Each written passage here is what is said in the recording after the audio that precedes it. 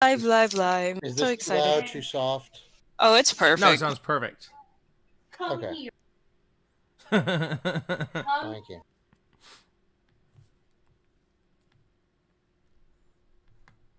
You'll have to figure out how to add me. Okay. Or you'll have to tell me how to, because I don't know how to.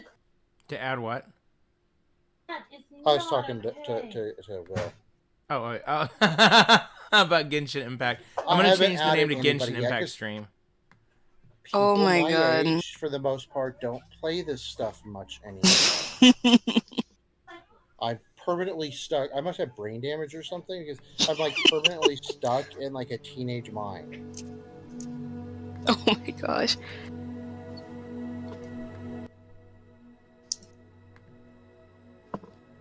Has the stream started yet? Oh yeah, If it's so, rolling. hello stream. Hello, hello, hello. Hi everyone, like, share, subscribe, and ring that bell so that you don't miss any whatever. You know, like when you're when you like get into a band, and you're like, oh, I'm gonna listen to their early demo stuff, and it's really poorly produced, and you're like, man, this would be better like if they cared. Maybe one day I'm gonna get really famous with my streams, and people will look at my early streams and be like, oh, this is terrible. Hello. Hello. Welcome to the stream. Oh crap! I have to go and check the box that contains children. I want to tell you something. You can't keep getting away from the computer. I want to tell you something. Okay. What's up? So, for the end of the year at me and my sister's school, we went to the end of the year bash. We got to jump on bouncy houses, and I even saw my BFF. We did races. We got candy. We got so many fun things. I even made a badge for my dad. Oh, that's so cool. Sounds like a lot of fun. It was a lot of fun. Well, thanks for telling us. Thanks for telling us about your day. That's so interesting. Ever since she heard Kira on the stream last time or two ago, she's been really wanting to say something when she hit record. I'm good now. I'm done. I'm going to be quiet for a while. She's like literally waiting for the stream to start so she can be like, ooh, can I tell my story? That's so That's so cool. That's so cute and cool.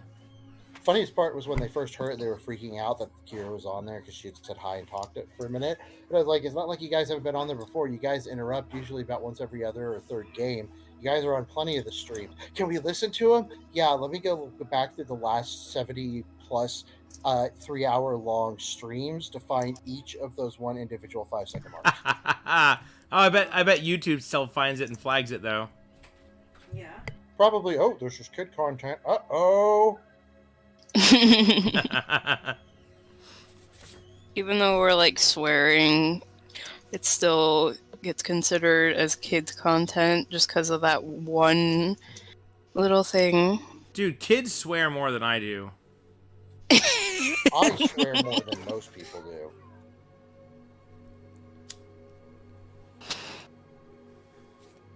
Oh, Shem only has 38 hit points. I feel like he needs to be full before the boss fight. That wouldn't be a bad idea. Is there an owlbear link? Yes, I was waiting to make sure everyone has their character sheets and dice and everything, and you've got the stream going. Yep, stream's going. I have my sheets. Can't speak for anyone else. All right. What game I have my physical sheet. Oh. This is the. What'd you say? Oh, your physical. Is your sheet physical? Uh-oh. Oh yeah, I have my physical sheet, but Oh, do you you have know it? where the digital one is? I'm looking for it right now, but Is there a digital one? I'm 99.999% sure there's a digital one. Yeah, I think you made. Yeah, you did totally make digitals. I think you even made mine. I did. Why did I go to so much effort for a one shot? I don't even have it bookmarked. I don't know where. You were waiting for it to start. Oh my lord. Oh, okay, wait. I think I can find it. Sorry, I didn't think I had to find your character sheets also. Well, maybe if, you weren't like, all right, I have everyone's character sheets here, locked down, 17 different versions for intermediary levels of editing. You guys can scratch up this one all you want, but I'm not a control freak. I don't think I gave you one to scratch up, actually. Maybe I copied it. Oh, yeah, I found it. I found it. Can you send it to the chat. Oh boy. Okay, yep. Whoa, here it is. It's a document just called One Shot Characters. Yep, found it. That's why I was looking for the name, but it's not. There's not a name for it. Hello, Miro. Okay, but now check this out. Wait, what chat should I use? Oh, I'm gonna do AOC. Okay, check out this link that Jake sent last time. Oh yeah. So- Oh Click yeah, on I that. checked that out. I couldn't like It's figure it out. perfectly formatted. It literally looks Wow. exactly like a character sheet. Jake, So- did you make this, or did you I find really it? and couldn't copy figure it? it out. Yes, he made it. There is a guy who made it, and so the way it works is it's got a million other sheets, and it reads the data that you type in, and it autofills everything. Everything is formulas. You only type in the stuff that is customizable. So See, you got me all Type in- excited. It was like, if you created this, then why don't you write a D&D manual I would for have. the majority of us who can't keep track of their convoluted, weird-ass... Like, okay, it's like the quantum realm. It's like how they portray the quantum realm. That's how their instructions are. Yeah, this How they makes portray it. it in movies. Do you guys remember Orc Pub? Do you remember that character creator? How Yes, easy that I was? loved it. Oh my god, Yeah. yes. They made their own called D&D Beyond, and if you want to buy character options, it's $5.99 a piece, or you can buy the whole book for $60. So they screwed the pooch on that one. This one is a Google sheet with Excel formulas, and it cannot ever be taken down because you can save it on your own Google Drive. So Haha. it's not quite as good. It doesn't walk you through the character creation, but like you type in. You don't even type in level, you type in experience, and that automatically adjusts like your total level and stuff. So you type in barbarian 4, experience 30,000, race human. It tells you what skills you can learn. It tells you how much your HP is. It calculates your speed. Literally everything that could be calculated, it tells you. And if there's an option, it'll pop up and say, you get to choose one of these options. Type what you choose. So I will walk you guys through that either Session after 0. we've got the characters made. Yeah, session 0. So you guys can make your characters Thank as much you. as you want.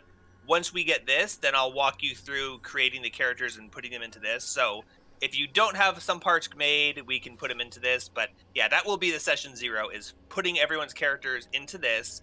You guys are all going to do it yourselves so that you know where all the stuff is and how it works. And then we'll go you. over. It'll be like, 30 minutes to an hour explaining the game itself, and then the rest of the time finishing up characters and getting all that stuff ready. But yeah, that's not till later. But yeah, it's good that you can see it because it's really cool. Play around with it. Make a copy of it in your Google Drive. You can't edit this one. You can't break it because this is the main one. But yeah, make a copy of it. How do you do screw that? Do around you do with like file save as or I guess file make a copy? I've already Yep. saved it. Where am I Jake saving is like, it? we're going to spend like an hour and a half, and I'll walk you through this. And then it's like, okay, guys, welcome to our session 0, episode 18. 0-4. No. The 30 minutes to an hour, that's me describing the game and any like variant rules and stuff we're going to use. And then the rest of the night, so like 4 hours, that's dedicated to inputting characters, discussing all that stuff. And if we have time, if we get that all done, we can actually play the game. But yeah, it's good you can see that. If you guys have time, you can screw around with it, make random characters, see how stuff I'm already works, making my characters. break the sheet. You can if you try to edit something you're not supposed to, it'll say, hold on, are you sure you want to do that? And you can say yes and just break the whole sheet. And it's kind of cool to see how it works. But we're not using that right now. But yeah, this is basically a pumped up version of my little sheet that I made, which is all, you have to enter stuff manually. All the other sheets with their pumped up formulas. We're all thinking it. I didn't think far enough ahead. Fail. I'm leaving Krisha on my phone app because that's where I'm tracking all her stuff. But I'm gonna try to see if I can get Justina and Pantalk created on here by myself, and then when we do session 0, I might be able to help you out with it, or I'll ask any questions. That way you can spend most of the time on Zach and Will. There is a bunch of weird stuff, like for feats and stuff, you have to type it a very specific certain way, and some stuff just doesn't work. There's nowhere on here to track spent hit dice. There's only max hit dice, and it auto-calculates it. There's literally not a spot to track that. So it's like, you got to put it in your notes or in your HP or something. So I haven't figured that part out yet. Well, I mean, it's pretty easy, actually. It's just your level. How many have you consumed? How many hit dice do you have remaining for the day? Oh, it doesn't track remaining. No, I it thought you tracks were saying- maximum. Oh, I thought you were saying it only tracks remaining. Okay. No. So Yeah, you so have still to track it type somewhere. that somewhere. I just use the temporary HP spot, and then if I get actual temporary HP, I type it. Weird. And I have both of them. But anyway, that's a really cool thing, and it'll be really good for us all to use.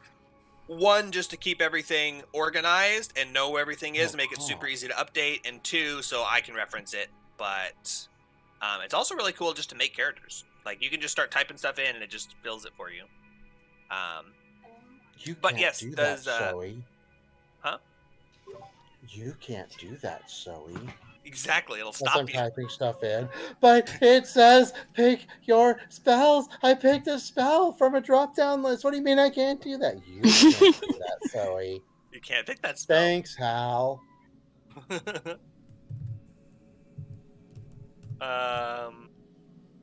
Oh, yes. So does everyone have their one-shot characters open and accessed? If I asked you all to Yep. make a perception check right now, could you make that within 10 seconds? Yes. Yes. Everyone make a perception check. Wait, what? Okay. I don't have it. I don't have a spot to roll yet. I have to set up. That's a spot to unfortunate. If you don't have a spot to roll, you fail your perception check. roll. I'm 19. using physical dice because I'm into that now. Oh, sorry. Was I the first one? Was I the first one? Oh. Yeah. Probably. Yeah. Oh, you were the first one. Oh, I'm the last one. Anyways, 6. 18. I'm last. Everyone except for Will sees the owlbear link in the OOC channel. Click the link to open the session. That was the perception check. I thought we were fighting another owlbear, and I was like, oh man, that's the boss. Didn't we literally just do an owlbear? Did we? Oh, you guys did, and that was in Curse of Strahd. And it wasn't an owlbear; it was a sun bear. yeah. In my mind, it's owlbear. Same It difference? No, it's was, very but different. Sun Aesthetically, bears it's different. have very long tongues, and owl bears are Japanese action figures that Gary Gygax made into a D&D character. Owl bears are That's actually one of cool. the few original D&D characters, and that's how. Stolen. Yeah, well, yes, but it was supposed to be like a kaiju, but it was like he just got like this bag of random unpainted action figures, like little like miniatures. And he was like, "Oh, these are really cool. I'm gonna make these into D&D characters. I'm gonna call this one an owl bear because it looks like an owl and a bear." Oh, that's cool. That explains that origin, at least. Surprisingly logical. Funny because the first time I saw owlbear was in EverQuest, and I was like, "That's such a crazy made-up mob they made for EverQuest. That's so uncreative. It's literally D&D, and that it's 50 years old." Yep, and it's from so no I see mythologies or legends. It's literally just Gary Gygax going, "Oh, cool, a Pokemon. What am I gonna call this?" Literally. So I see everyone's got the table thing open, and I see that I believe everyone's got their character sheets open. So here is the very brief recap. My recap is, you don't have to repeat it, but does everyone remember where you are and what you're doing? In general, the dungeon that you're in? Yeah. Can you actually just do a high-level am. recap of the whole thing, because I'm remembering very little. I'm just Me gauging too. whether everyone is comfortable with remembering the general. I'm looking at these rooms, and I'm actually realizing I do not remember the last session at all. All right, so what I will do is I will pull up the previous map, which is this one. You were traveling through some mountains, irrelevant, all random backstory, just where you guys happened to be, and you crashed, and you fell into a giant pool of water. And as you explored this dungeon and went through the different rooms, you've gotten the idea that it is some sort of Baphomet.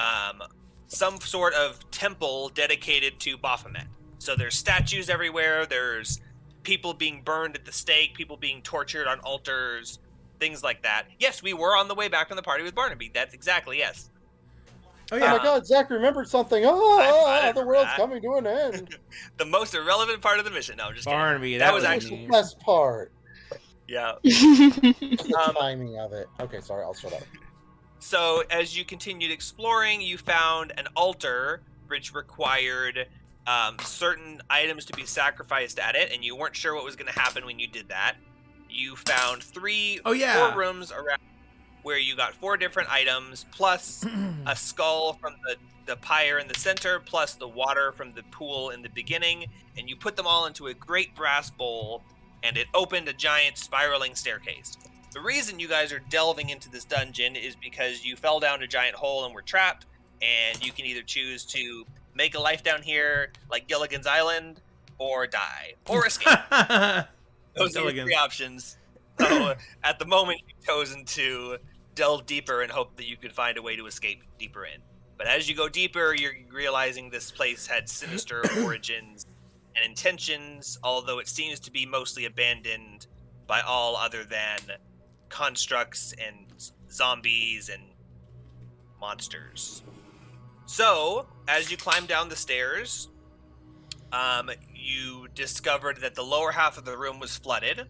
You jumped across and landed on the stairs, and then climbed down into the water below. So now Which you're room at are the we second. at? You're at the second level of the dungeon. Oh, Do I have a way yeah, to ping okay. on this? Isn't there a tab or something? There's a that pings it? laser pointer. Can't you do like a laser pointer? Right click. Yeah. Everyone see the pink laser pointer? Yep. Oh, that's Yes. right click. That's so Yeah, easy. right click. I'm green. So- Green, green, green, green, I'm green. red. Red, red, red. So you got to the stairs and you descended the stairs, and now these stairs are above the water. Everything else is below water. So you went swimming around. It's completely dark. Miro, the sorcerer, went on Oh, ahead. I remember it since- finally. I just finally He had- remembered it. Thank you. Since Miro has Oh. the cloak that allows him, huh? Yeah, I remember too. Yeah, that's. I figured eventually I would say something kind The of water thing was trying to drown me and almost succeeded. And then Zach was in the blackout room. I think Zach was in the someone was in the blackout room. So this whole place is dark. Toddy and Hashem, I believe both have dark vision. Is that correct? Both elves? I'm a half elf. And Toddy is an Eladrin. So you both have dark vision. 60 Miro doesn't. As a satyr, Miro does not have dark vision. So Toddy had cast light on something that Miro was holding. Miro boldly explored into the dungeon, and as he was exploring this room right here, So foolishly trusted me. Toddy disabled light, and Miro fled back to the party, just in time to see Hashem getting attacked by a water demon creature. Go, go, go, go, go, And go, you guys Yeah. defeated the ooze, the water creature, with the help of Betty White in the 3D battle. And there were 2 paths before you. You figured you explored this room to its completion. There was nothing of value that you could see. The 2 paths before you were a staircase leading out of the water with a giant waterfall pouring down and then dry land above, and you felt like this was the source of the flooding. And to the north, there was a tower with a staircase that went up X feet into the air. And you are now at the top of this tower. You are now at the top of this tower. So you can zoom in on this part in the top, because that's the room you're in right now. In the center is a large... Let me actually describe the room. But this is the room you're in right now, and you're halfway through exploring this room, which is when we ended. Oh. In the center of the room is a large throw rug that is like 10 feet by 10 feet square. To the left is a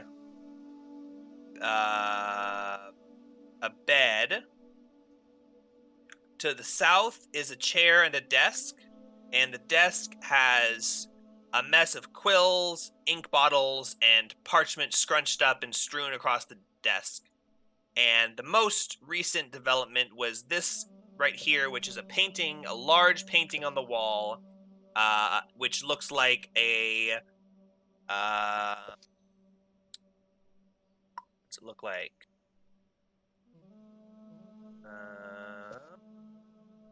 Probably in the description.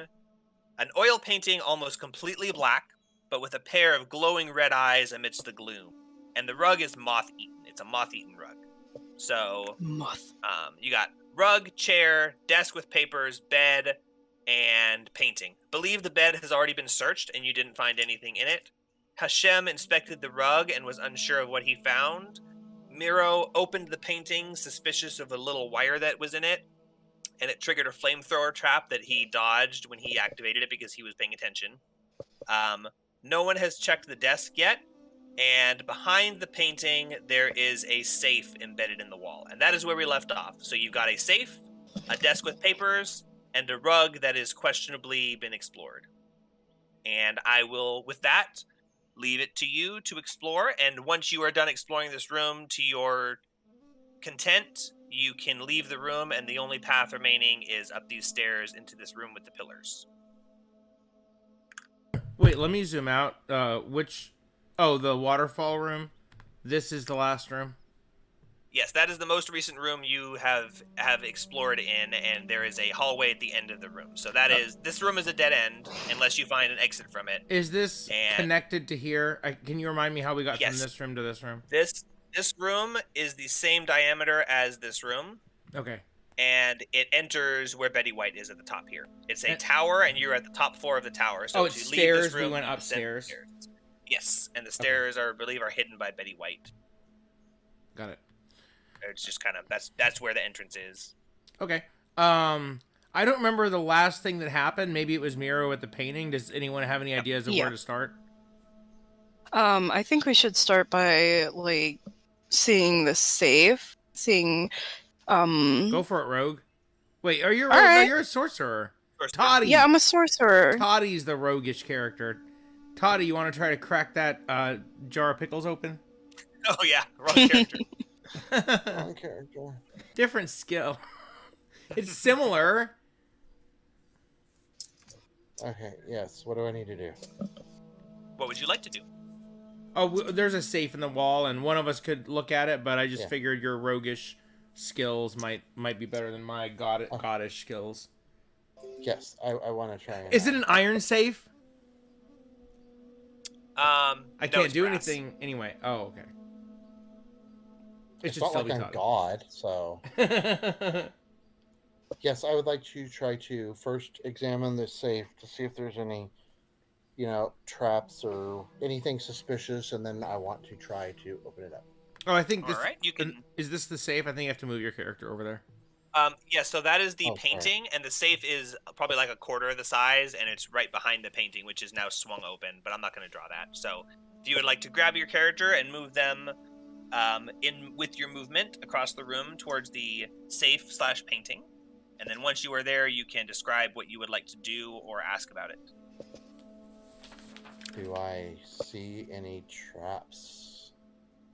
So what you see is, as you're walking towards the painting and you're looking at the safe from across the room, you see your vision start to blur as your lungs flood with water, and you appear in a dark room with a statue of a demon across from you, and you are trapped in a cage. Oh shit! Holy shit! It's Holy shit! I'm really glad that I got Zach to do that. So am I. As Toddy steps across the center of the room, her form vanishes, and you see her disappear. Toddy! You are now underwater. A demon in the room, or a statue of a demon. I can't remember. There's a giant demon statue over an altar, but there are no creatures, and you are trapped in a rusted metal cage underwater. And you are now holding your breath.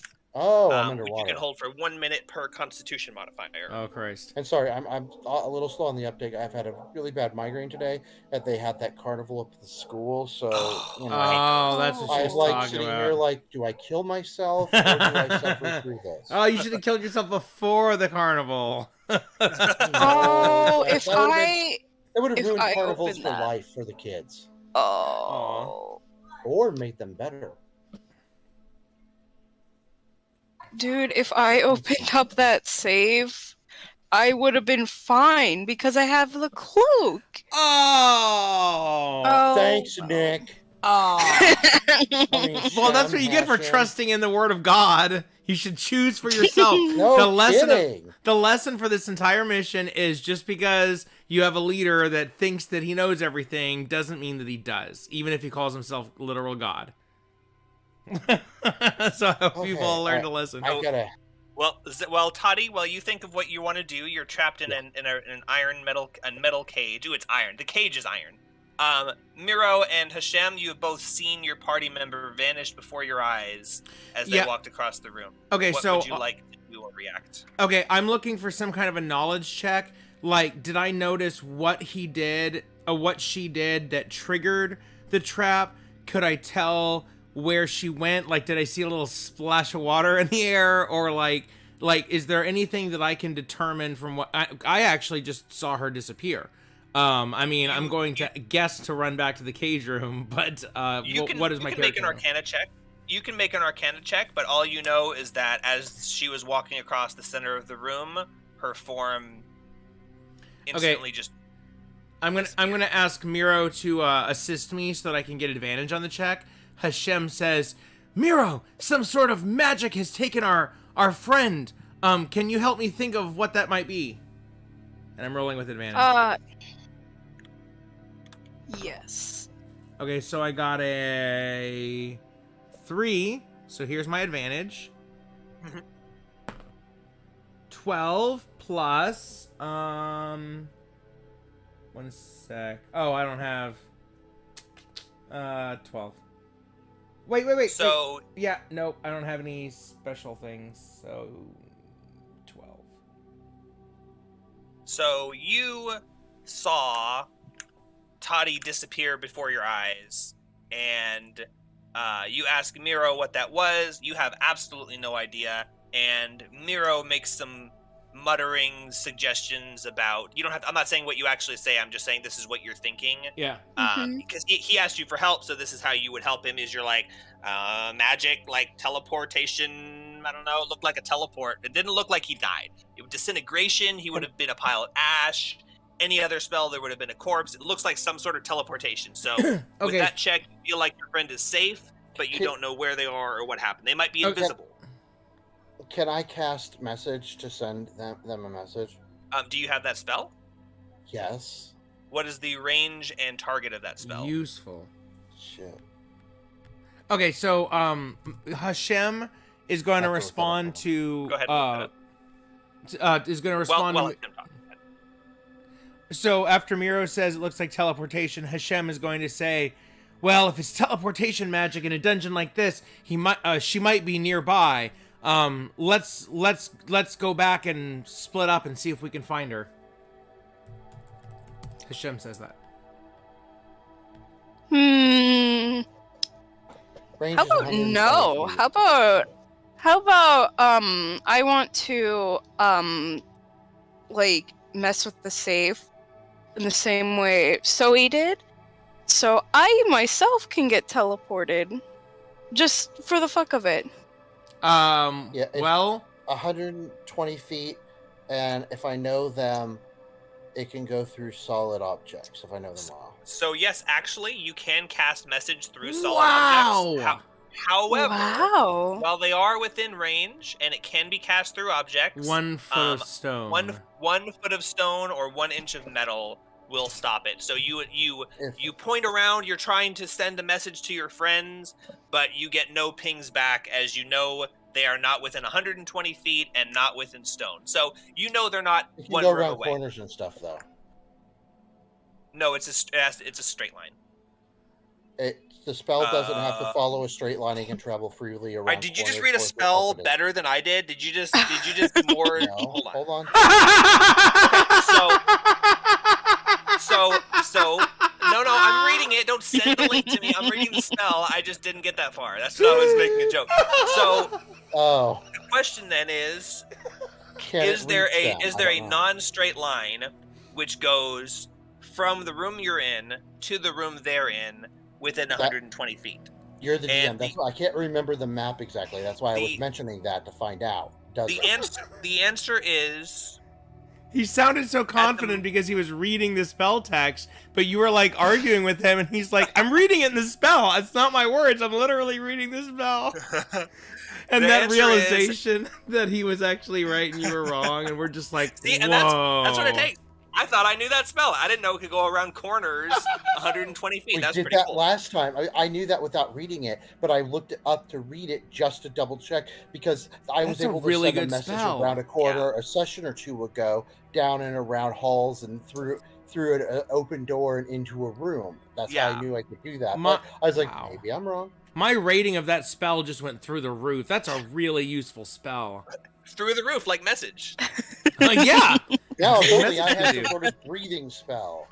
It's the thing is that it still has to have no barriers, but as long and you have to, so you can't draw a straight line 120 feet Right. and say I can talk to them because there's a safe path. This is The path only itself 25 has to be feet. 120 feet. That's Yeah. what I was asking you basically because I can't So- tell from the map for sure exactly how it would wind around. You know. So Looks good to me. as you get teleported and you cast the spell, Can you see my you are ruler when I'm unable- drawing? no, but also the map is a little bit bigger than it appears to be. Oh yeah, I know. Okay, As so you you cast can't the even see spell, as you cast the spell, let's see. And they can reply in a whisper, so you know that your friends would reply if they heard you. As you Can I- whip your finger around and try to cast your spell, you do not contact either one of your friends at the moment you're teleported. I figure that's the first thing you Can- do. However, go ahead and ask your question. Can I pray to God? Would he hear me, or does that have a range too? You can try, but something, God is dead, something. However, I do have Oh, a God question is dead for and I you. am he. Yeah. God is dead and I am I- he. I do have a question for you, though.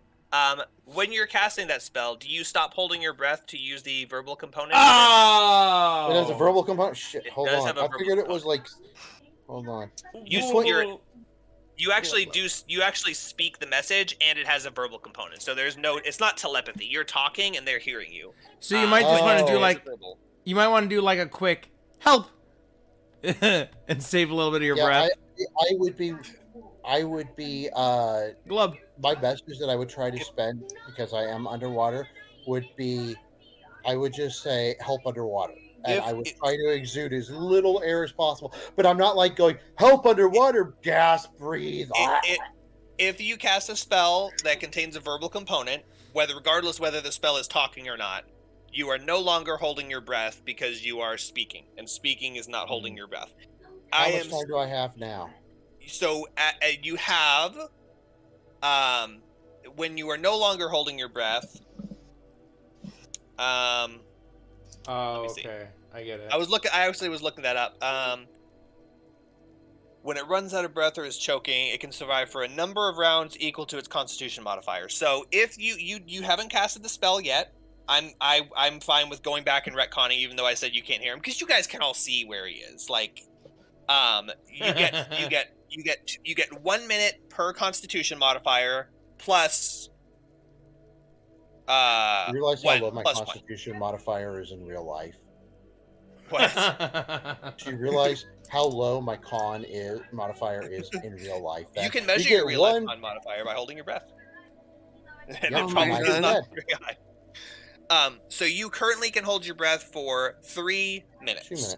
At the time you're teleported, you have 3 minutes before you begin I suffocating. If you thought it was- cast your spell, you have 2 rounds before you begin to fall unconscious. Is it 1 minute plus your modifier? A minute Yes. per modifier? Okay, I misheard it then. Okay, cool. That makes sense then. Yes, Okay, I 1 got plus.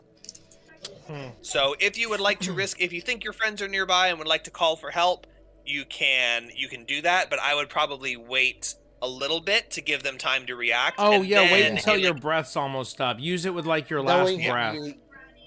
knowing how that works, I can wait for 3 minutes and then use it, or use it now and not have 3 more minutes. If And- I'm wrong. And If But you hope were that getting we're attacked- close enough. Hope that we're close if you were like, enough when you run out of breath. if there was like a monster chasing you or something, you could cast it and hope that they hear your message in time to save you. But for now, you have some time. You're sitting in this cage thinking you could try to escape yourself. But Yeah, the other thing I want to do, I want to try to examine the cage that I'm in more closely to see if it looks like something that I could break open with like a shatter spell or something like that. Okay, If that's okay. Yeah, sure. Make an investigation check. And meanwhile, what is the tower group doing? Okay, so Investigation is which stat? Investigation is intelligence. Okay, so after Miro makes that suggestion, Hashem is going to say, "Oh, that seems really dangerous to me, but it would probably be better to have two of you together. But I don't want to follow to your fate because I might need to still rescue you. So, you can go through the teleportation, and I'm going to backtrack and see if I can find where it goes. And if you can do anything to get in touch with me, then you should definitely do that." All right. By the way, I got an 11 after my modifier. All right. After they've decided what to do, then I'll say, like, as they're moving or doing whatever, then I'll describe Just your wanted thing. to let you know. Yeah, Yes, so I'm please. just gonna tell Miro to go ahead and go in through the teleport, and then I'm gonna go ahead and just leave and just see if I can find him. Okay. I would like to like, I don't know how they what did he do activated it. to activate it? He was going to open Yeah, the safe, but I I didn't think- see it. I think he just like touched it or something. I can't exactly remember, but Since your characters were paying attention to what happened, even though I described it a couple of times, he was over here next I to the remember what bed. happened. Oh, go ahead. I walked across the yellow square in the middle of the room. wait, really? And as I approached it, that's why he had me move my character myself.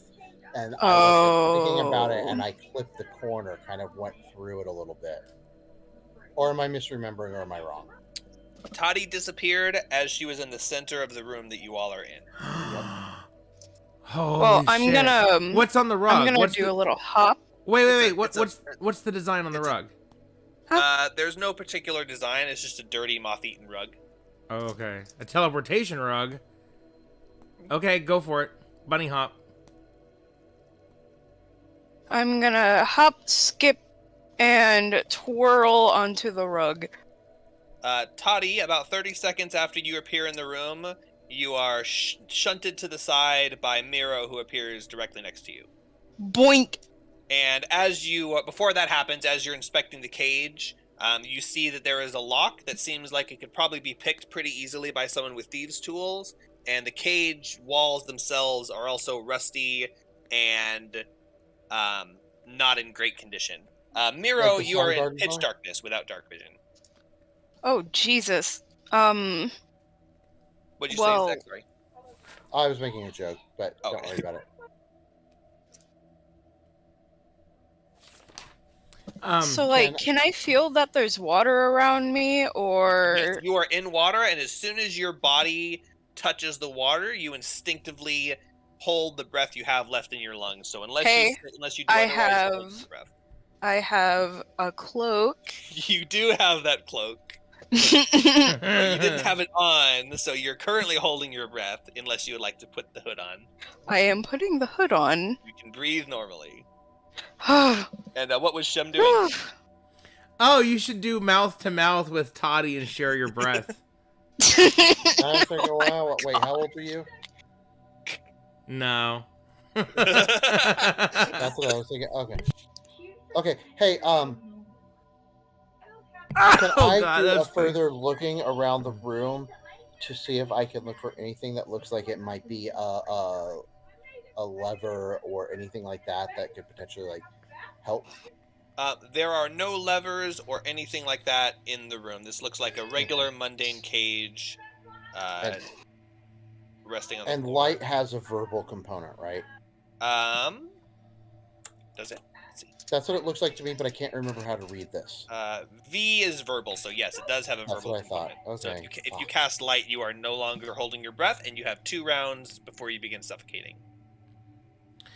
I want to peek under. Hashem wants to peek under the rug. Actually, before he touches it, he goes, "Hey, Betty, lift up the rug so we can peek under it." Betty goes "Rrrr," and walks over to the rug and lifts up the rug. And And is you it anything see a wooden floor beneath the rug, and it looks like it's stained from where the rug is. It's like discolored a different color. than the rest of the floor because of the rug being on it for so long. Do I notice anything at all? Any magic runes? Any trapdoors? Anything? Are you inspecting it, or Yes. are you just asking if you see it? If you are inspecting it, make an investigation check. All right. I'm rolling physical dice. It sucks for the stream, but it's so satisfying. I've got these really sick metal dice that I bought right before Corona and literally never got to use in any game. Oh, sweet. Okay, I rolled an 18, and that's what is this investigation? Yes. Plus 0, so 18. This is a glyph of warding modified to be a teleportation glyph. And there is a glyph inscribed under the rug, but it's so faint. Glyphs of warding are like glyphs, like they're there, but they're not like plain to see. You have to look very closely and know what to look for. It's like when you're trying to see like the sheen on a thing of oil. It's like you have to know what you're looking for. It's in the spell. They require an investigation check to see, even though they're physically on it, which is stupid. Can I like scratch it up and disable it? You can certainly try. Okay, I'm gonna take. Actually make an Arcana check to see what you know of glyphs Great. of warding. It's plus Can 0, I get but let's another- do it. Sorry, I'll wait until he's done. Sorry. No, go ahead. He's rolling. 17.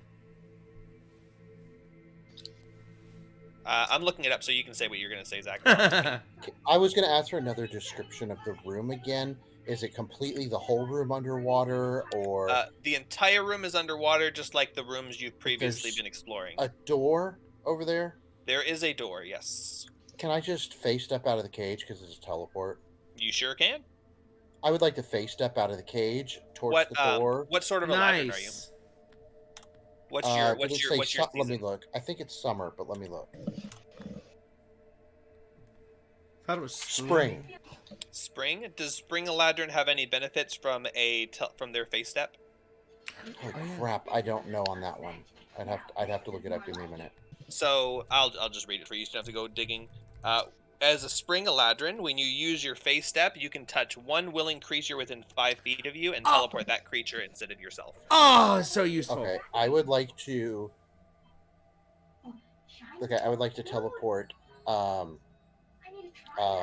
Touch Will and teleport her, literally like bumping up against the door, basically first, and then teleport myself to right behind. So you can only cast it once per rest, and the teleportation can either be you or someone else. I was You know what? I was just She letting you has know a it, mana you ray had the cloak. potential.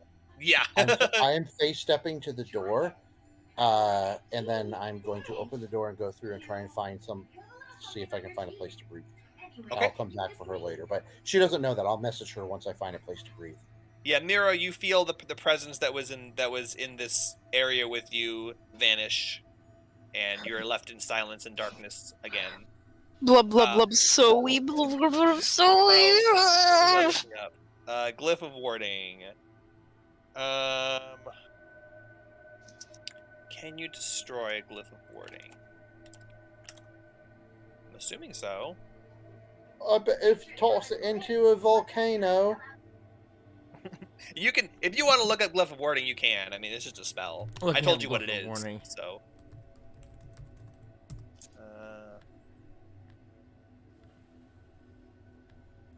And it is a modified glyph of warding, so not everything is going to be exactly accurate, but if there's instructions on how to destroy it, you can. Oh, geez. Okay, well, let me just read it real quick. Just keep resolving their stuff, and then by the time they come back, I'll have just finished it. Let me just Google real quick.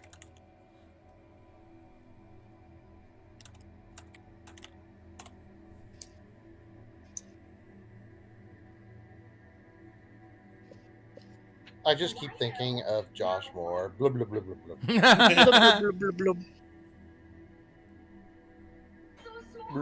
blub blub blub. So unless you find otherwise, I would rule that scratching it does nothing unless you destroy the actual surface that it's on. If the surface it's on is destroyed, then it would no longer be on a surface. But simply scratching it isn't enough to ruin the magic. It's not inscribed with chalk or anything like that. It's a magical glyph that has been magically placed there. Okay, fine. So yes, Toddy, Should have you been face easier step to get the that door. answer. I read the whole spell text, and I see nothing about So, yeah. removing it or destroying it. I guess you'd have to cast some kind of, like, magic dispel or something like that. Okay, so fine, I can't do anything like that. So I just note that there's a teleportation glyph here, and I'm like, okay, that's good to know, and we won't walk across the middle of the room anymore. And then I'm going to climb back down the stairs and head out to the hallway here, but at this point, I'm not sure where to go. I don't know how you're syncing up the time that's passed, but if I get here and I don't see them yet, what I would do is, I'm pretty sure that I saw the room with the cage, didn't I? You'll probably see them. Let's finish resolving what they were doing first. Okay, great. Remind me if anyone remembers. If you don't remember, then I'm going to just go with what I remember. This door here, Miro, this is the room you explored before. Did you open this door, or did you just smash it in? I'm pretty sure you just smashed it, didn't you?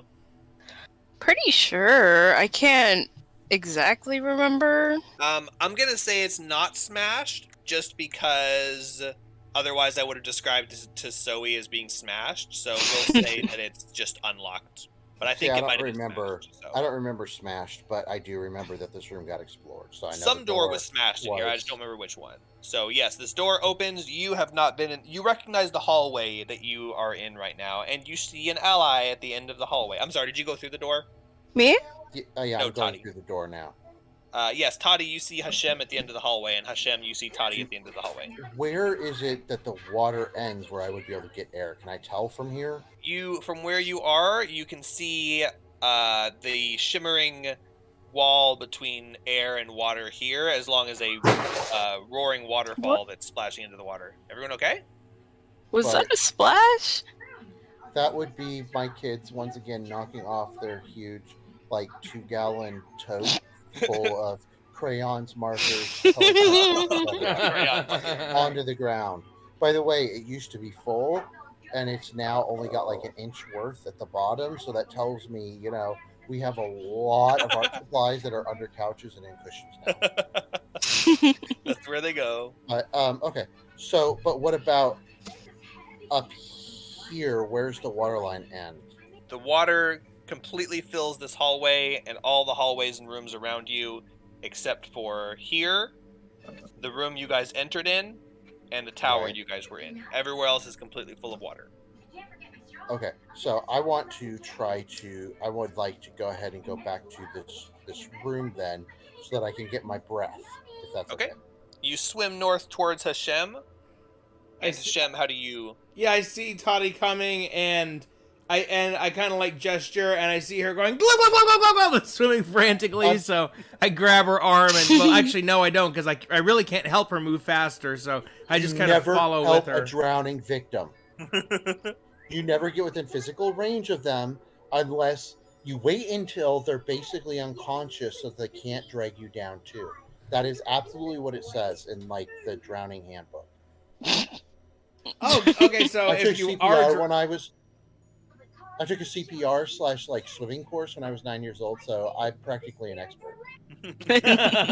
So if you're drowning, but I would like to hold still so they rescue you, because as long as you're thrashing, they're going to be like, I got time to wait. But I would like to kind of gesture to him like I'm waving my hand back, like go back to the tower as I'm approaching. Yeah, so you're gesturing for him to return to the tower. Okay. Oh yeah, I'm like waving him backwards, like go that way. I'm confused that I don't see Miro, but I assume that Miro is going to be following behind because he's waving me on. I mean, she's waving me on. Okay. He. Jesus. Toddy, she, Miro, he. Yep. Oh, well. Oh, I thought you were talking about Miro. No, Toddy Miro's is still... Toddy is gesturing to me, basically saying, it's fine, I can go ahead and go, because you're going to be coming. So, Hashem goes back to the room as well. And waits for Miro. While this is happening, do you do anything, Miro, while your friends abandon you? Well, wait, I thought he teleported... I thought she teleported him out of the cage. No, she teleported herself. She only has one teleport per rest.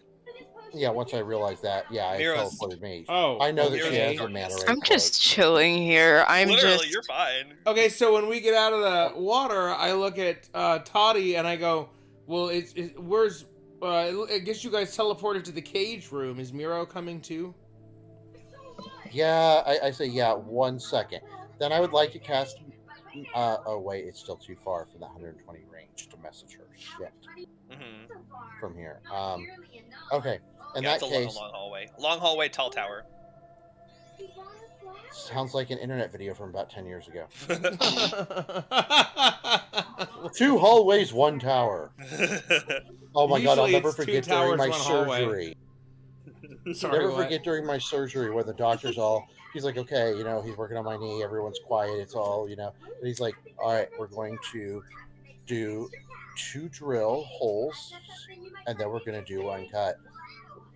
Two holes, 1 cut sounds like a really bad internet video, and a bunch of people chuckling and laughing, and the doctor trying to stifle the laughter, going, please don't make me laugh, because he was actively like cutting into my knee. Oh, there's the 3rd hole. Okay, so then in that case, what I would like to do is I would like to look around inside of the little room here, and I did not touch the yellow. I did not land on the yellow shade. That was me moving my piece. Yeah, there's a big upturned rug in the center of the room and an exposed floor. Well, when I drug my icon across, I drug it like that. So I was just being careful to make sure, I would like to look around, see if there's any pebbles or anything like that in the room. Hashem is going to update Toddy and say, oh yeah, it seems like there's some sort of teleportation glyph in the middle of the room, so I think as long as we stay away from the center, we should be fine. Wow, thanks God. Really great advice as usual. What did you say you're looking for? Pebbles? Just like a small rock, a pebble. If I still had some in my pocket from before, I don't remember. Pebbles? There is some empty ink vials on the table over here. Miro, what are you doing down in that cage? Are you literally just chilling? If you're just there waiting, that's totally fine. I'm not just chilling. I'm feeling my way around, and do I realize this is, because it's like completely dark for me, right? Do I realize this is the same cage room that I've already been in? You do not see any identifying features of the room that you are in that would allow you to know that, other than the fact that you're in a cage. Whether you guess that or not, that's up to you. I'm not going to tell you what your character believes, but you don't have any sights to identify that. Okay. Well, I'm gonna try to get out. I assume it's unlocked. It is not unlocked. You rattle the cage door and you hear the scrape of the rust as it goes. You can make an investigation check with disadvantage though, since you're just kind of feeling around. Okay.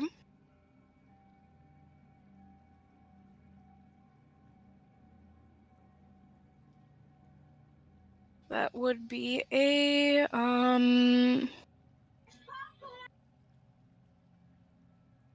3. 3? Yes. You think you are hopelessly trapped and your friends have abandoned you and you're gonna die here. I start crying, even though my cries are muffled. Goat screaming. Oh yeah, goat screaming underwater. Again! This is the second time he's done this in the same room. Literally. I want to ask Shem something real quick. I'm assuming that you're done with Milo. Yep. Wait. Yep. Yes. Okay. They're crying. Shem. Do you have lockpicks, or do you remember if Miro has any sort of lockpicks? I'm a lawful paladin. I do not carry lockpicks. But I do have a glaive that I could use to smash obstacles. All right. Well, okay, cool. I'm gonna need you to come with me. Obstacles. And hopefully, you can hold your breath for a minute or two. I would like to take that vial that I picked up and cast light on it. Okay. Okay, I will come with you. Hashem. All right, I have a +3 Constitution. Okay. I should be pretty good. All right, so real short, pitch black room, underwater in a cage. I was able to teleport out, and we're going back so that somebody could smash the lock, or Miro can pick it. Something. It's just, I don't think Miro can see too well, judging from my playing with light sources before. So, you ready? Awesome. Let's go. And I Okay. start swimming back down the Hashem hallway follows. with my light lit vial. And I'm letting you lead. Oh, come on, Betty White. We've got shit to do. Betty. Wait, who's the latest celebrity to die? I feel like there's someone else. The guy from Tremors died today. Today. Yeah, No I one as good saw as that. Betty. Or yesterday. Yeah, I mean, he's like a D-list celebrity, but still. Who died before him? Norm Macdonald? That was No, a he- while No, ago. Godfrey- He died Gilbert before Gottfried. Bob Saget even. Oh, Gilbert Bob Gottfried. Gilbert Gottfried. Oh, Gilbert Yeah, there you Gottfried. go. Yeah, was he? Okay, his name is Gilbert Gottfried. Even though No, that it's doesn't. Betty White. You can't undo the naming. It's Betty White. Yeah, She that's can do the Adam's voice. job, not yours. Adam names the creatures. Also, the whole point was white, W-I-G-H-T. Yeah. I'm just being really stupid. Yeah, no, it was so clever and such perfect timing. I mean, your joke on that was like sitcom level writing ability planned out.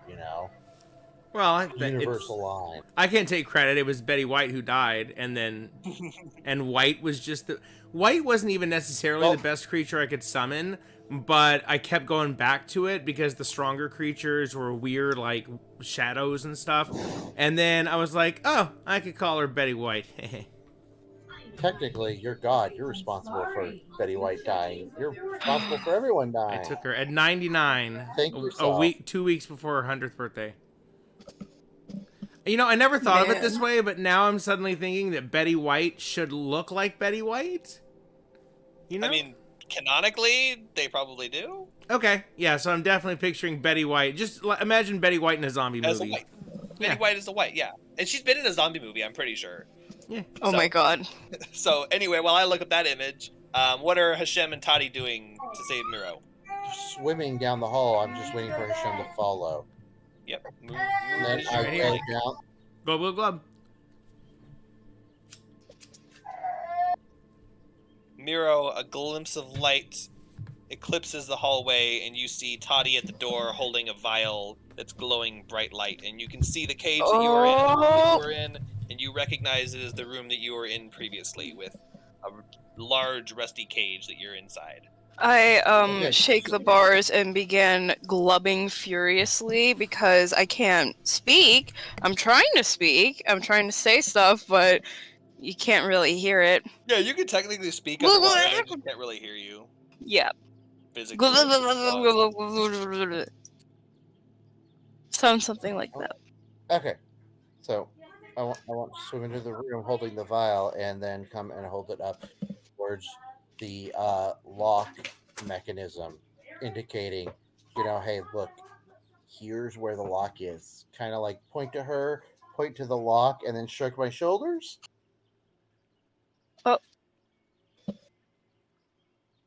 Well, I don't think anyone has made this connection yet. None of you are proficient in or have thieves' tools, but everyone seems to think the others have them for some reason. That's just like Nick and I at Six Flags. You're all like, I thought you brought the lockpicks. No, you're the lockpicker. You're the rogue. I'm not a rogue. I'm a sorcerer. You're the bard. Hey, dude, where's my lockpicks? I will just say none of you have lockpicks or proficiency with the lockpicks. In that case, Hashem, are you still following? Because remember, you said you have the glaive for the smashy. Glub, glub, glub. By the way, did you see my Betty White? My zombie Betty White? Oh, yeah. Okay. Oh, I could have sworn didn't. she was in the movie, but I found see some it. other funny pictures, but that was the best looking one for what we're doing. But I found one of her and the other Golden Girls, but they're zombies and she's normal looking. I don't know what it means, but it was kind of funny. I'm a part of the Before she Great died. Because she was Resignation. the only one who was still alive at the time. yeah. Ooh, a piece of candy. Okay, so are we? Oh, you went in there already. Sorry. Yeah, what are you doing? Hashem is still outside of the room. I was looking up Betty White pictures. Okay, so Hashem comes in, and I'll use my glaive to hack at the cage and try to free Miro. well, I'm gonna move out of the way while he does that. And then, wow, I remember that I can use message, and That would have been a little usefuler earlier, but oh Nope. well. Moments pass. Oh yeah, because I you're was- not I couldn't use limited. message from there either. You can actually breed normally, so you can just use message. Still But wouldn't we have were reached too far but away. Well, as you were a little bit closer. I mean, you could message right now. yeah. I'm not going to respond back. And blah blah blah. Waste True, your you do breath. have to whisper and respond back. Yeah, Okay. evidently. So not happening now. I don't Alright, don't make have an attack anything to say. roll. All right, attack roll on the cage with my glaive. That right? Oh, natural 20. Finally, some luck. Yay! Weaves through the whole side of the cave as it's sundered by your glaive and it sinks to the bottom of the chamber. And Behold Mira, my there's godly amazing might. stuff. Freedom! At that point, I would like to hand the glowing vial to Miro so that I can start swimming back. I give him a thumbs up and swim out of the cage. YouTube Premium gives you ad-free videos. Mobile downloads. So, I entered Hashem the and room White and are I gone. walked straight through to go towards the vault to try to open it again. Mix just for you and the world's largest catalog of songs. Just kidding. No. Making a joke because I teleport right back to the now, Spanish cage. Oh, I saw you Oh, on the it's center. that I was about portal. to mute. Mira, are you following your party back to the tower? Yes.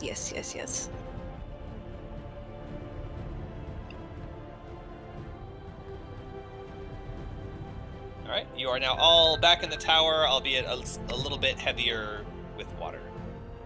Actually, no, you were already wet this whole time. So. Oh, and is there a way to indicate on the sheet that I have used my face step just to be safe so I don't forget? On the sheet that I'm using, yes, it's on the right side where it says face step, where it says uses left. I've changed it to 0. That was off of the side of the screen because of my laptop size. Ah, yeah, sorry. size. That would be no, not your fault. That would be why I'm like, why didn't he put a little thing down at the bottom like he did with the rest of the fucklutely and Vandalay? If it's on my screen. Yeah, well, we can't all have nice things. You don't have a wife and kids and a home to pay for, so I would love to have a nicer computer. Okay, so Hashem. But I love my kids. Hashem is going to walk over and try to open the safe, and he's going to walk around the edge of the room, staying away from the teleportation in the middle. All right. What would you like to do to try to open the safe? Yeah, he already. Well, I guess first I'm just going to try to... Is there any dials or anything? Or what is there like a lock key? Or like... There is a small keyhole. Well, I guess And I a don't big have metal handle. anything... I would like to say, oh, Shem, and then gesture towards Miro, and then back towards the safe. Like, huh? I don't have anything. Like, You're lockpicks. going to bed. I'm just going to hack at it with my glaive, I guess. I don't have anything else. Yeah. When in doubt, hack at it. Very appropriate response from God.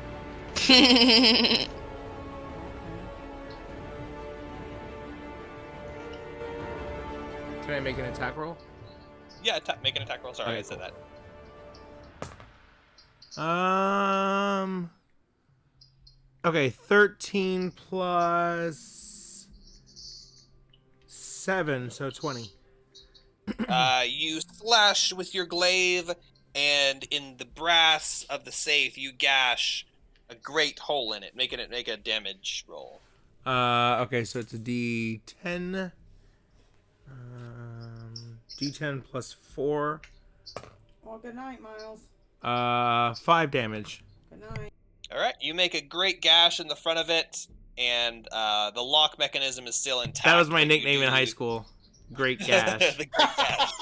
But Oh there my is God. there is a dent in it. You've Which is made even damage. creepier knowing that you were homeschooled. My parents I were made cruel. a crack. I made a joke one time, sometime on the early internet days, and the person made a joke back. I don't remember who it was, about how, did you have a hot teacher? It kept going. I'm like, dude, I was homeschooled. The only teacher was my mom. Oh, never mind. Okay, so, hey guys, I'm just gonna chop through this safe. It looks like it's soft enough that I can hack through it. If you guys don't have any unlocking magic, I'm gonna take another swing at it. Go ahead. Feel free. I don't. Alright, I slash Yeah, at next the time we safe go again. back to town, I am picking up the lockpick kit. Are you proficient? I don't need to be proficient. No. No, yeah, you don't. You Just actually having don't. It's just a lockpicks would +2. help. +3. I don't know why none of us thought to buy some at some point, but Or whatever. Yeah, that would No be a one knows really the useful lock either. item. So you hack at the thing, and I'm assuming this goes on for some length of time. I'm rolling anyway. Not roll as much as you want. Some of the swings bounce off. It does take a very strong pointed swing in order to actually do damage to it. But eventually, after hitting it enough times, aiming towards the lock, the dented door kind of creaks open, and you get a little hole in it that it can. You realize the lock is kind of busted. You've jacked it up. I would like to interrupt at this point, my character, not me, and kind of lean over to Mira and go, "Hey, sorry for abandoning you back there. I knew you'd be okay, even if it was dark and scary. Just wanted to let you know. I was coming back for you." Well, I mean, this was the second time I've been locked in a scary room with no lights by you, so don't really care anymore. Well, the first time was unintentional. Okay. Wait a minute. Hashem, roll a d20 and tell me the result. Woo! All right, love rolling. Metal dice. 14. Not bad. Lucky. On a result of a 1, 2, or 3, your glaive would have shattered, Oh. smashing this thing open. I mean, you're hitting a metal save with your metal sharp glaive. Like, it's definitely like dulled a little bit, but not enough to be worthless. But you made it open. It smashed open. So, in hindsight, I should have used my spare weapon, my greatsword, to smash at it. But I was like, it doesn't matter. But if there's a mechanic for that, then in the future, I will make sure to use my spare weapon to smashy. Not the one that I have an entire feat dedicated to skilling up in. Hey guys, we need to leave this cave and go back to a town so I can buy a new weapon. We can't leave the cave. That's the whole. That's what we're trying to do. I search around for a glaive. You're not just gonna find a glaive. Fine, you find an old rusted glaive leaning up against a wall. Yay. Oh, that's actually it's a magic item, so it shouldn't break anyway.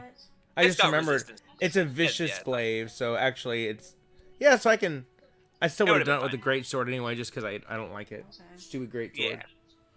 Yeah. Okay, sorry. Okay, so I pull open the smashed safe door. It takes a little bit of effort to slowly pry it open, since it's not exactly opened. It's just kind of mangled into a mass that can be wrenched open. I shake the sting off my hands. Yeah, if you feel it, but your thing is magic, but it's not like what do you call it? Shock absorbent. So every single whack you feel. It's like when you're driving on the freeway for like 4 hours and you take your hands off the wheel and they're just like vibrating. That inside happens much faster for me because of my carpal tunnel. Yeah, they're just like that all the time. Inside the safe, there is a small cloth pouch, a bottle with red liquid in it, and a rolled up piece of parchment. Okay, first I want to grab the pouch and open it up. Hey guys, I found treasure! Inside the pouch, there are... It's going to be like 2 copper, and it'll be like, wow. We almost died for that. There are... let's see... There are 8 gems, and as you sort through them, you can identify that 7 of them have a value of 10 gold, and 1 of them is a moonstone with a value of 50 gold. And don't bother writing any of that down, because this is a one-shot, and it's all irrelevant. Treasure! Scribble. Okay, cool, fine. Gems. I can use it to buy a new glaive. Okay, I want to check the red potion next. I'm assuming it's a potion, and I want to taste it and see if I can tell what it is. It is poison. You are now dead. If you would like to taste it, I will just say that to identify... I've had DMs, one DM, my DM in the other game, and I'm like, oh, I want to taste the potion to identify, because that's how you identify potions. And everyone was like, no, that's literally like how you do it. Like that's from the first edition. That's how you identify potions. I'm not just being weird. You taste it, and you feel a little bit of vigor restored in your body. You believe it is some sort of healing potion, although you're not sure of the quality. Healing, not buffing, right? Correct. Okay, great.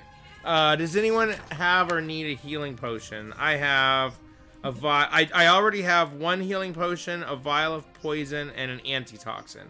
Does anyone else need a healing potion? I have 2 potions already, so I think Tati. Toddy, do you need a healing potion? Yes. So you don't have any healing potions right now, right? No, I don't know. Let me look. If you're not, you are tracking items, right? If I give you a healing potion, you're writing it down somewhere. Oh, Jake might be tracking my item. Okay, I'll just go ahead and hold on to this one. So I'm gonna put healing potion. Because I never copied my character sheet. Sorry. All right. I didn't think I would need to, and I should have. It's also possible that I did and forgot. I have been tracking all of the items, and they are all on your sheet if you would like to review them. They are directly on the main section. It says equipment. Yeah, I looked through that, so I didn't see any potions. I thought here, I'll trade you that healing potion for these 3 vials of basic healing potion.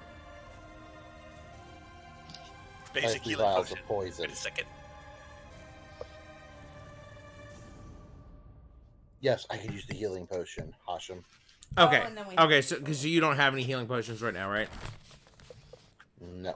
Okay, so write down unknown healing potion because we don't actually know the strength of it.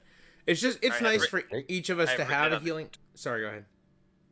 I've written it on the sheet. It's marked as healing potion from safe. Great. Yeah, just because it's good for each of us to have at least one healing potion, so that if someone else goes down, they can revive them. Hey, how are you guys hit points? Because I could totally use a short rest before we do anything else and potentially trigger something. So do you guys want to rest in here for an hour? It seems fairly safe. Yeah, I'm literally like at half HP. So. Oh, my max is 40, but I'm at 30 at the moment, so okay, great. It wouldn't hurt. So we're gonna do a 1 hour short rest and roll hit dice to restore our health. And if you have any abilities that revive or that recharge on short rest, then you can recharge that. Cool. I'm gonna spend 1 hit dice to heal myself. I'm gonna use both my hit dice. I'll need it. Okay. Thank you. We can go ahead and roll our hit dice, Jake. Yep, go ahead and roll them. Shem, are you also rolling hit dice? Yep. How many are you using? I'm rolling them one at a time. I can do that, right? Okay. Yep, you can. Anyone who is rolling any hit dice, also roll 1d6 from Toddy's Song of Rest. Oh, yeah. Nice. Only 1, not per hit dice. And it's plus our con per dice, right? Yes, you roll the die, add your con, and do that once for each die. That's what I thought. And then a 6. That's awesome. That would total out to 8. That's with your d6 plus the d6 from Toddy plus Yep. 2. Okay. I gained 14 HP. All right. Which is not bad. Yep. You have 37 of 45 and 0 hit dice left. And Mira, you're at 38 of 40 and you have 1 hit die left. And Cool. Shem, you can let me know your total once you're all done, how many you consumed. Okay, oh, I need to roll one more. I'm at 53 health right now. And Toddy, you got your face step back. Okay, I'm full health, and I have 1 hit die left. All right. I rolled 3 of them, and with all the bonuses, that puts me at max, which is 57 with aid. All right. And now, is someone concentrating on 8, or are you just saying if you have it? 8 is not concentration. It lasts 8 hours. And I cast it at the beginning of the day. We've just had it this whole time. Yep, I already have that marked on him. I have it marked as a formula, so I don't forget. Okay. Of course, then I forget. Okay, so I'm done with my short rest. All right. You have all short rested, and the only thing left in this room that hasn't been explored is this table that has sheafs of paper and empty vials on it.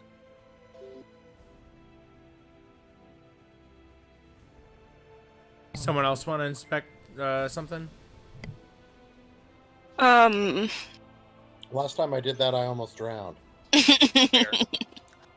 Okay, I'll take a look at it. I could use the additional couple of minutes rest. Oh, Oh, you just God. walked across the No, carpet. no. You Fuck, found yourself fuck. in a dark room. Are you still? Oh my carrying the god. vial? Are you still carrying the vial? But the cage reset. Ah. If you're still carrying the ink vial, which I assume you would out of paranoia, you find yourself in a watery room inside a smashed broken cage. I just facepalm, and then swim back over and like as I'm brushing off the water, I go, "Sorry, guys. Sorry, guys. I almost forgot. You gotta tiptoe around the carpet. My gosh." Oh my goodness, Miro, you're back. That's good. Where'd you think I was gonna go? So, Okay. you're inspecting the desk. There are papers and books strewn across the surface amidst a mess of quills and dried up ink bottles. Most of the parchment is scrunched up and covered in faded ink too faint to read. On the front of the desk, there is a drawer. I open the drawer. The drawer is unlocked. Inside, there is a sheaf of notes. And I have to look up what sheaf is. Even though I used it earlier just randomly, this is obviously where I got it. I think it's like a folder. Why is it showing me grain? A number of paper held together. So it's like a bunch of paper and then they're just like clipped together. So it's loose. It's like a notebook but without a cover. So a sheaf of notes, and it looks like they were written by hand. A piece of parchment sticking out beneath the book that just has the corner visible, but it looks like there's stuff scrawled on it. And there is a large book with the title "The Demon Rises" on the front of it, and it's leather bound. It doesn't have like pictures or something, but it's like a big leather bound book that says "The Demon Rises." Hold on. Sorry. So yeah, book called "The Demon Rises," a notebook, and a piece of parchment under all of it.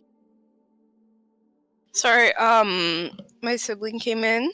Oh, no problem. What was that last bit you said there? Book called "Demon Rises," a sheaf of notes that are loosely bound together, and a piece of parchment under all of it.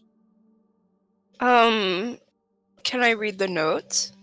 You pick up the notes and you look through them, and it looks vaguely... It's in common, but there's also abyssal and infernal, and it looks like it's a list of summoning rituals. And there's scribbles in the margins about altering the rituals to be for powerful demons, specifically mentioning Baphomet and the Abyss. So it's like conjure greater fae, conjure elemental, and then in the thing it's like elemental scratched out and it says Baphomet demon, abyssal horror. Huh. That's interesting. It replaces like spell components with horrible things, so it's like for the phase spell it's like 1 pint of mushrooms, and the other one it's like 1 pint of the blood of the innocent. Well, I turn around and show these notes to the others. Hey guys, look what I found. Pretty cool, huh? Some pretty sick spell casting that they're writing down here, isn't it? Hail Baphomet. For real, man. The picture chuckles. The picture? The giant painting on the wall, it goes as you say Hail Baphomet. Oh my god. Anyways, I want to Well, take a look at the home. parchment in the drawer as well. All right, you pull the parchment from beneath the big, heavy, leather-bound book, and as you pull it out, you look at it, and it's got strange scrawlings on it that look very orderly, but not anything you could particularly identify as anything important. But I will let you be the judge of that as I upload it here when I figure out how Discord uploading works. Hold on.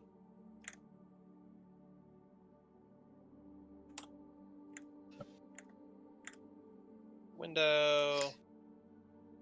Upload a file. Why would it default to the Discord app folder? Who would ever put... Oh, let me put this file in the Discord app folder so that I can go there to upload it. That's the best Just default. like how Chrome constantly wants to default to download to my OneDrive, Yeah. even though I'm like 6,000 gigs over limit. It's like, hey, let's try this. And it's like, it won't let me. The only reason it's so high is because every time I hit screenshot, it forces it for some reason.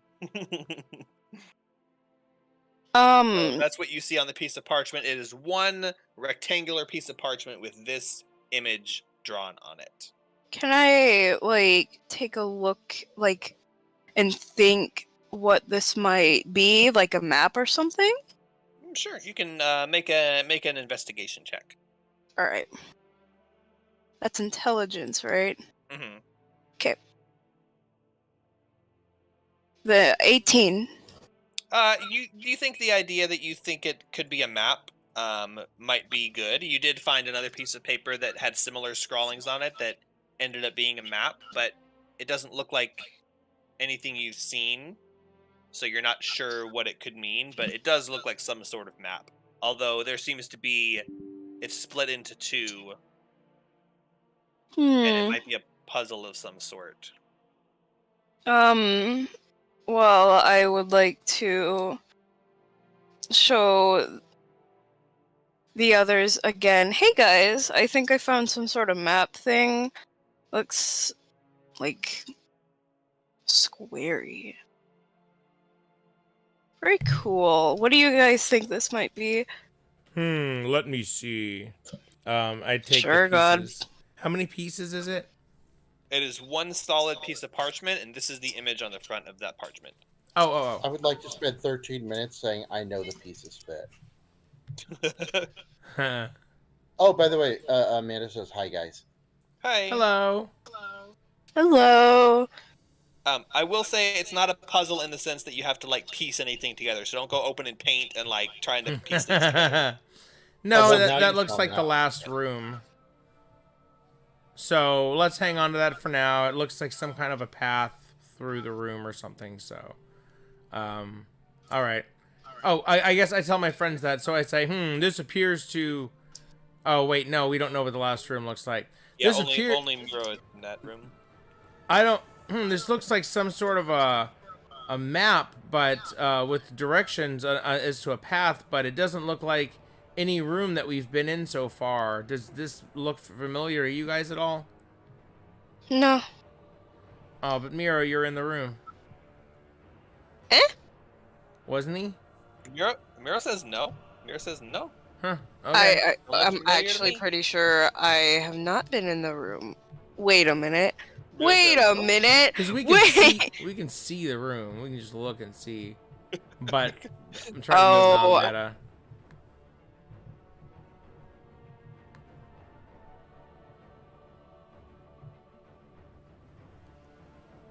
Yeah, I'm pretty sure I have not walked into the room.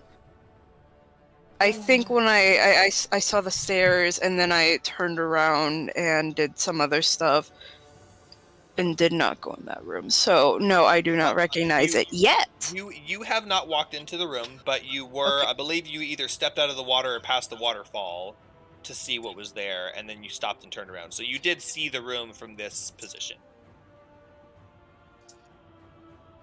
Okay. Oh well, if we find a Hey. room that looks this way, then we'll just remember this map. Okay, so what have we not inspected yet? The bed?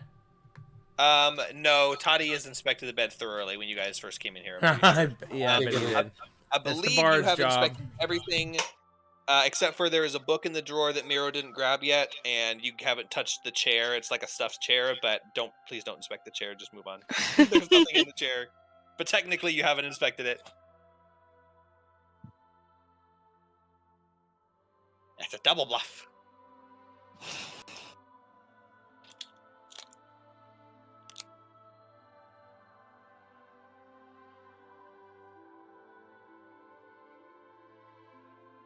Hello?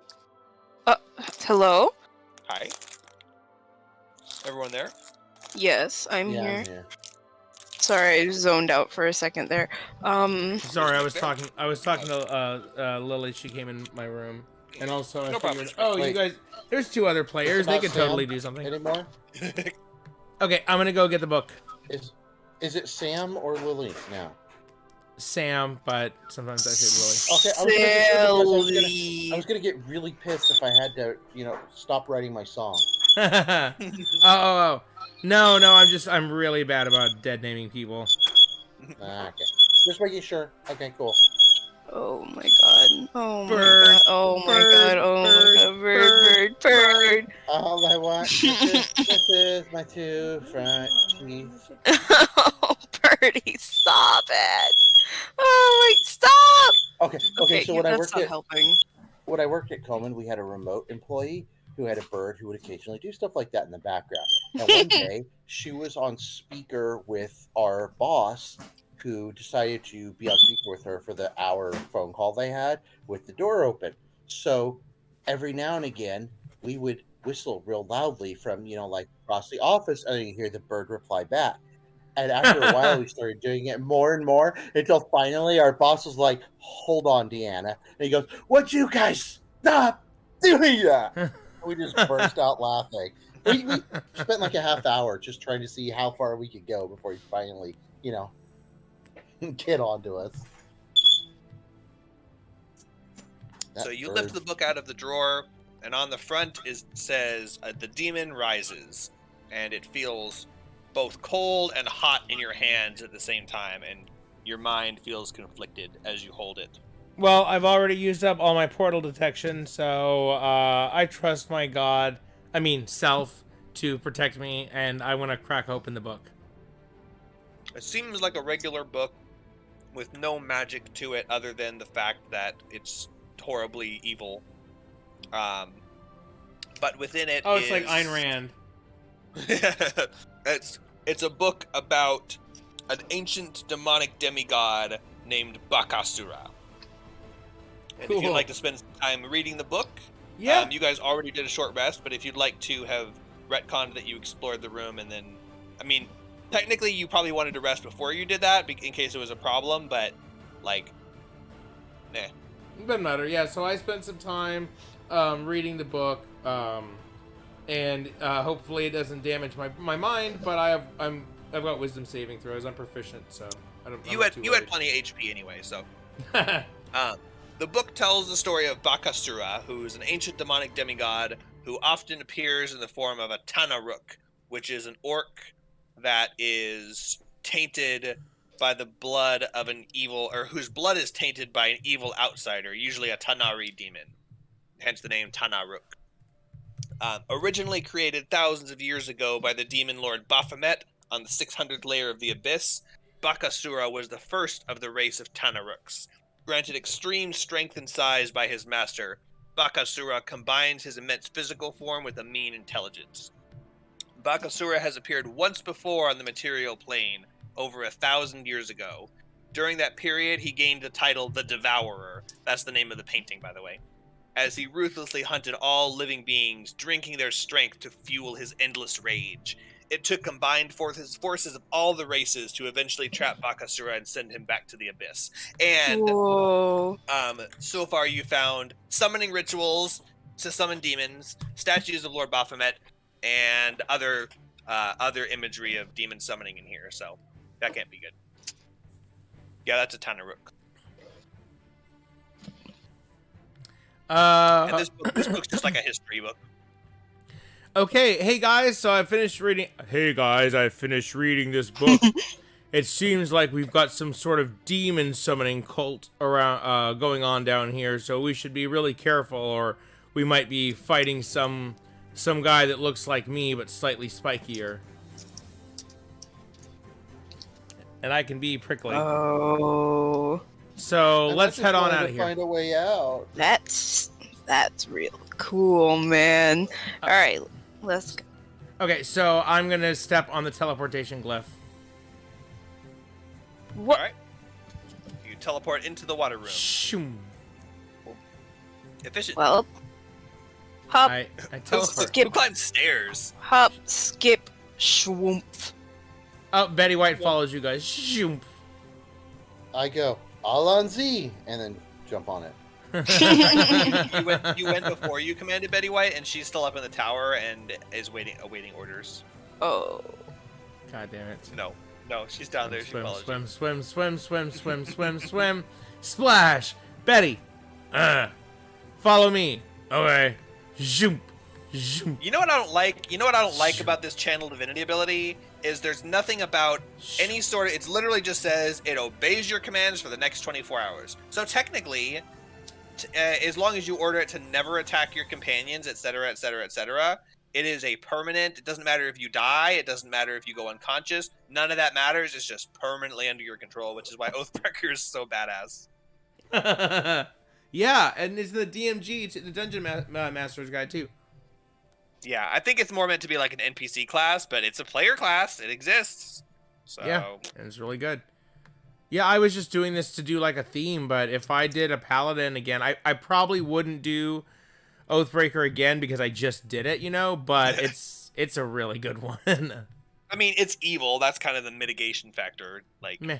you can't really play it in a group that's doing good things. What is evil when you really think about it?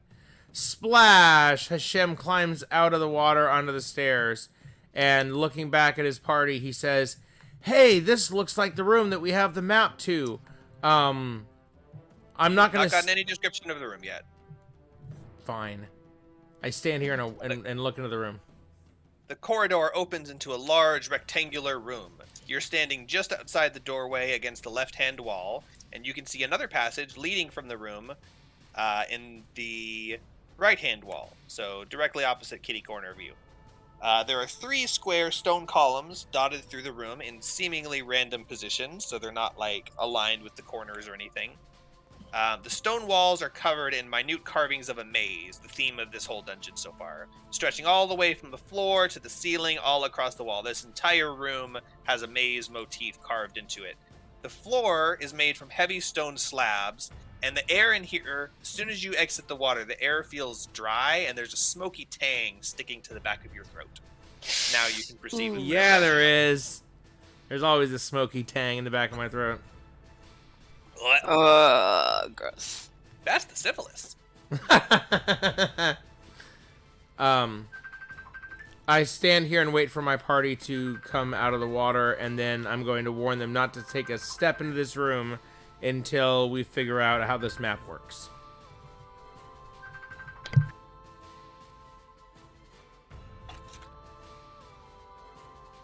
Okay, well then I'm just going to look at the map. Let's see. So Oh, I nod. I acknowledge you. Yeah, me too. It looks like we need to follow this path around the first pillar, and then it looks like we have to do something to that middle pillar. So I guess I can go, or do one of you guys want to go and see if we can interact with that pillar in some way? No. Wait. It's your turn. I went first last time. You saw what that got Okay. us. This Cough, room. cough. This room is sus. Sussy Baka. It's very sus. Okay. So let me look at the map. Okay, so I'm gonna step in here like this, Oh. and then I'm gonna try to follow the map path around this side of the pillar, and then I'm gonna go back up here like this. go around like this. And I'm gonna go to right here. And then I'm gonna stand here. Alrighty. Okay. The movement in the thing is not the greatest with the network, but I saw where you were moving basically, and I'm assuming you're following, since you said you're specifically following the path on the thing. Yes. You walk across the floor, and everything is completely normal. When you get to this pillar, and you walk to the other side of it, as the map shows, you see that there is a medium-sized lever on the back of the pillar. Might as well. And I pull the lever. Clunk. The lever clunks and chings and nothing happens. Oh god. Okay, I'm just gonna keep following that path as close as I can. Which path? The second one. Okay. Like this. Then up a little bit, and then down. Yeah, I was gonna say, I can you should draw? just Yeah, do if you that. draw your laser pointer, yeah. Oh, Yeah, that's can't way you better. actually draw lines on this? I can, and I think you guys can, but I prefer you don't. Can you see my line? Yes. How do you draw? When the map is made of lines, I prefer there not be lines, even ones that I draw, unless it's part of the map. Just use your laser pointers if you can. Or you Okay. could just say, like, if you're following a specific path, you can just say the path you're following. Do my lines disappear? Or they just stay? Oh no! Yeah, please don't. Oh, What that's did you why. do? He controls Oh me. my god. That's why I'm not supposed to do. Control Z. Go on. Is Control Z not working? Okay. There we go. Please don't touch the line tools. Okay. I Sorry. shake his assets 50 times. I couldn't remember why. But it's all back, right? Yeah. See. Yeah. We're good. Do. See, now I want to draw with the line tool and then, like, blame it on Nick. Nick, don't do that. Nick, what are you doing?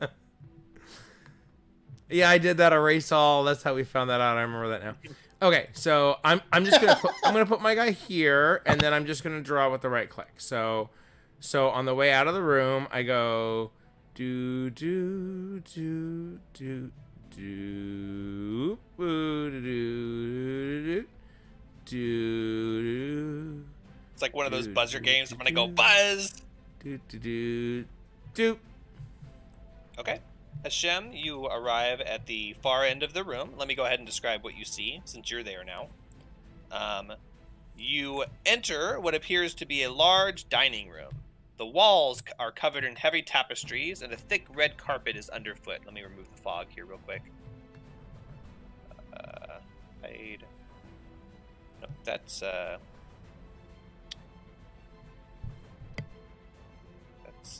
I need to do this thing. I didn't go that far. Ah! Nope. Nope, that's not it. Nope. Nope. Okay, hold on. That. Nope. Cut. Yeah, I don't like that. We're not using this thing again, by the way. It's cool, but there's too many problems. Not with it. using owlbear? You decide it sucks. Yes. This was the experiment, and because I put all the effort to put all the maps and stuff in it, but yeah, not for. Like, not it's for cool, me. but it has limitations, and if you're gonna put effort into it, it seems like Table Plop is still better. It's just way too, like, the fog tools exist, but, like, do you see, like, I'm accidentally revealing shit? Like, it's just Yes. they exist, Oh, and thank they're God, I thought I was so having a stroke. yeah, they're so chaotic and horrible and unintuitive. Like, okay, I'm trying to cut part of the fog away. I have to do erase. I have to click the toggle fog button to enable fog Toggle cutting. Fog. And when I you're want to mousing make a over it, halfling named Toggle Fog. when you're mousing Yeah. over it, it needs to say enable fog cutting, because that means no, it needs to say disable fog cutting, because that means fog cutting is enabled. And in order to do that, you have to use a shape tool, not the hide fog tool, to draw the shapes that you want to reveal on the map. And it's just such a pain in the ass to make sure, and one misclick and suddenly the whole map's revealed. So yeah, not using that anymore. I plan on using Tabletop Simulator going forward, but Tabletop Simulator? Yeah, it's worked really well. The only problem is people have to own it, but like I can just own it and stream it. Worst case, but it's really How really do useful you for use everything. that to do a map tool with You fog? can upload an image and it's just there. I don't know so much about fog, but I mean I can just use one room image at a time, and we Why wouldn't not do. tabletop? I don't want to do map exploration like this anyway. I'd prefer to just describe the rooms as you guys go through them, and then make you guys do the mapping on your own. Yeah, I actually like that idea. Like Like, with in this, you guys are some like, "What's that cases- room? What's this room?" In some cases, I would Be put a right back. map in, but Okay. yeah, I'd rather just use our minds, really. Like you said, make us map it out. Yeah, okay. Yeah, if there's a map, I would upload it and say, "Here's the map." But if it's like There's the this, map. where you guys are exploring a dungeon, I want you guys to keep track of the rooms and where they are, so that you can go back and reference that later, instead of me being like, "Okay, here's the whole map." That way, it puts part of the work of the DM on you guys, instead of me just going, "Okay, I've done all the work." Large dining room. The walls are covered in heavy tapestry. Will said they would be right back, so I'll go ahead and wait while until I discuss that. But it's a dining room. There's some cool Could stuff you in it. explain what you're wanting to do for the next one again, the next campaign? I couldn't quite keep up. Sorry, guys. For this, we'll be using a game called Tabletop Simulator, which is a game on Steam that simulates a tabletop. But you said you're probably not going to be using maps much.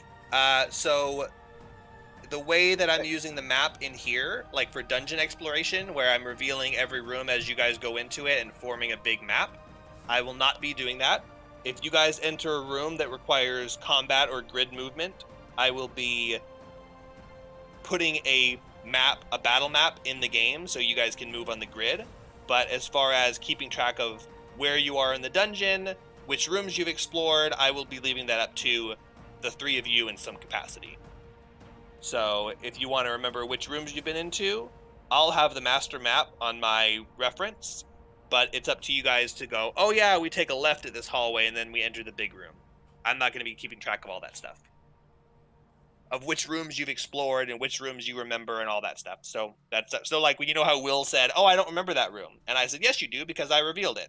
That is not going to happen. It will all be based on your own note taking and your own map drawing. So designate someone to do Okay. that. Cool. Good thing you have a But it won't- scribe wizard. It won't matter so much until you get to like dungeon exploration, and I'm not gonna like leave you guys stranded in the dungeon. I'm not gonna go, "Haha, you don't know your way out. You must explore your way out." But like, if you want to remember where a specific room is, you better have drawn it out, how to get there, and what was in the room. Because I'm not gonna try and remember what you guys saw or found in the rooms. You know, if you want me to quit D&D so you can replace me with somebody else, just say so. Like I said, you don't have your level of involvement can be the exact same. I'm just not gonna. It's not babysitting. It's just a different version. But I'm not gonna babysit the map. Basically, I know, I get it. I was just making a joke because, you know. Yeah, I got it. Okay, I'm so just I kind of wish I saying that's hadn't used. I kind of wish I hadn't used the name Toddy for this character because I really like the name now and I want to use it for another character. Use it for your enchanter. Yeah, but Yeah, rip Toddy's yourself bars off. Be wild for me. I don't know. I rip Anyway. myself off all the time. His name I is may literally use- the name of God from the Bible, the most popular work of fiction in the world. Yes, but I may use this name again for the next character. Seriously. Yeah, I mean, you've used Zoe a million times. What's the difference? I don't know. Exactly. Is Will back yet? Willow?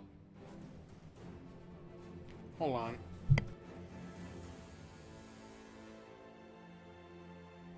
But yeah, tabletop simulator for the actual like battle maps. In case it's like, you know, if there's a dungeon you guys are exploring, you're doing combat. Oh, welcome back. I think Nick would look for you.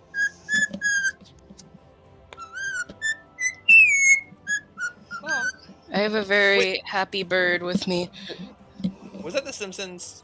Yes. That's what I was about to ask. Did it just whistle the Simpsons? Yeah, you can teach him songs. So, of course, we taught him that one. So good. He practices a lot. We do it to him a lot. Not me, but I mean I've done it. But All right, so Hashem traverses the totally innocuous safe room by just happening to follow the pattern on this map that you guys found. And you enter a large dining room with walls covered in heavy tapestry and a thick red carpet underfoot. In the center of the room, stretching away from you, is a large dining table, which I guess I will now draw, since that's what I've been doing. A large dining table. I showed to my party that I found a dining room, and I don't know for sure if that path protected me, but I would recommend that you guys follow the path into this room. And then, sorry, you can describe the table. No problem. The table is strewn with tarnished silver plates and goblets, encrusted in moldered remains of food. 13 chairs sit around the table. I guess I'll draw 13 chairs. 1, 2, 3, 4, 5, 6, 7, 8, 9, 10, 11, 12, 13. I am going to follow the same path, by the way. Oh, sorry. 6 on each side and 1 at the head opposite you. So a big chair at the end here. So 13 on Friday the 13th. Yes. Oh, geez, yes. 12 of the seats around the table are occupied by skeletal remains, but the seat at the head of the table is vacant. So 6 chairs on both sides of the table, and a chair at the head of the table, which is empty. Toddy, if you would like to try and move across the room without the map, and based on the brief glimpses you saw of the map, make a intelligence check. Sorry, I thought it was just yeah, I follow the same route as them. Okay, let me do an intelligence. Let me go fail an intelligence check. Oh yeah, I have a just map. Straight intelligence. There's no specific one. Yep, just straight intelligence because it's just your memory. And we're using intelligence for that. That seems pretty stupid.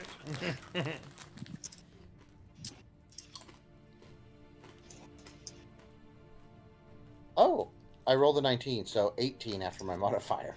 Alrighty. You are fairly confident that you remember the path that was listed on the map. You remember there were 2. There was one at the top and one at the bottom. And you remember that path from the paper that he showed you. Remember it, too. So you can go ahead. I mean, if you want to reference the paper, it's in Discord. I don't know if you have if you can do 2 screens.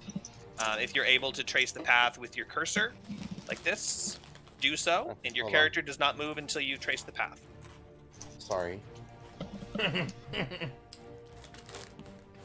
Oh god. I'm scared. Alright, so as you step foot on the first step of the path, Okay, step into the room, and please make a dexterity saving throw. Oh. I guess I didn't do that well. Okay, hold on. My dog stepped on a bee. You are, based on your memory, you are 100% confident that you stepped on the same exact slab that he stepped on. You followed his footsteps. 18 after after my modifier. You step onto the slab in front of you, and a burst of flame shoots out around the creases around the slab. Jesus! Directly at you. You are able to dodge away with your dexterity save. Which direction would you like to move? West, south, or east? Oh god, fuck, south. Left, down, or right. All right, you dodge quickly south. Make a dexterity saving throw. My dog stepped on a bee. Oh my 10. god. You fail the saving throw as you dodge onto the slab, and flame pours around you, and you take some damage. Tati, no! God damn me. Sorry. You take 3 points of fire damage, and are you staying on the slab, or are you trying to move somewhere else? The fire is still blowing at you.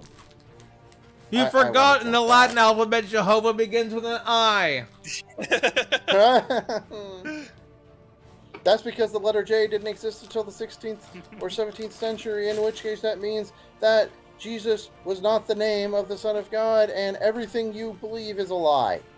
You remember Holy Indiana shit. Jones, right? Yes. Okay. I know what you were referencing.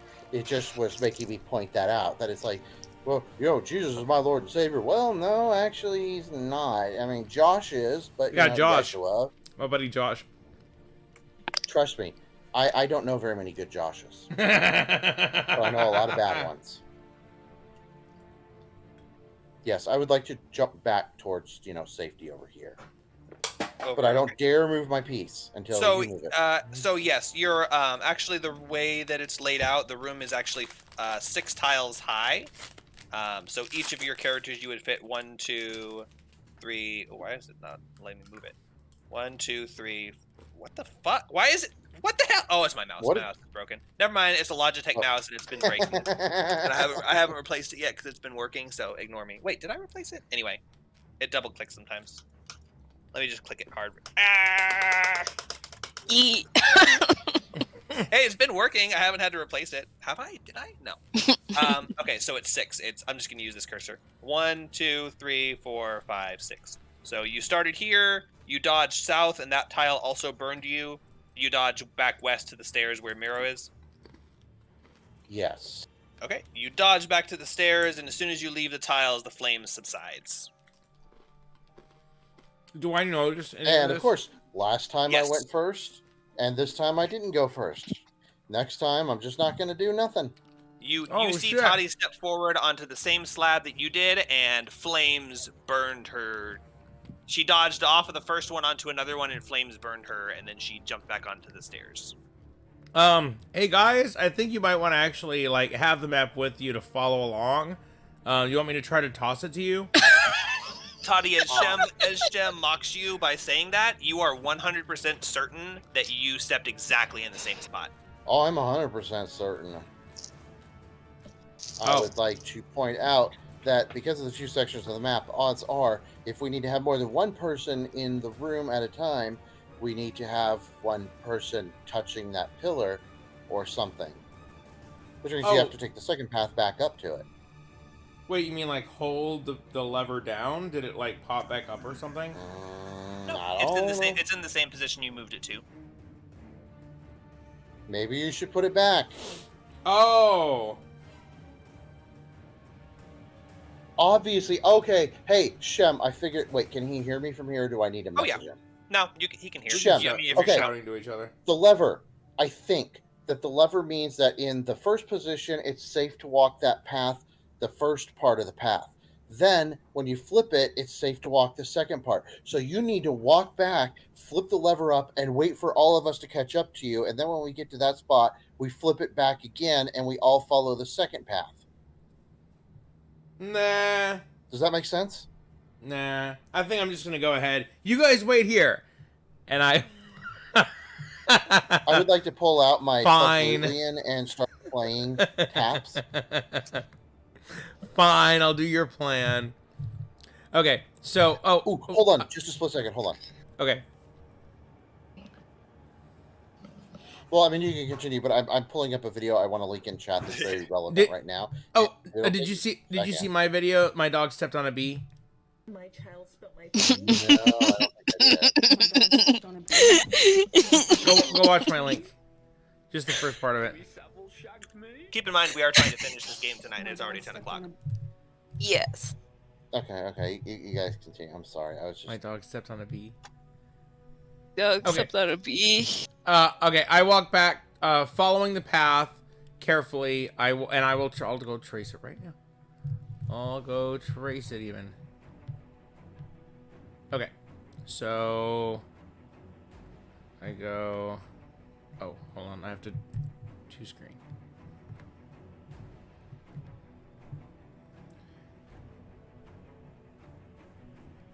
Okay, up like here, in there, up, around, up, there, and there, to this Right, spot. nothing happens on your path back.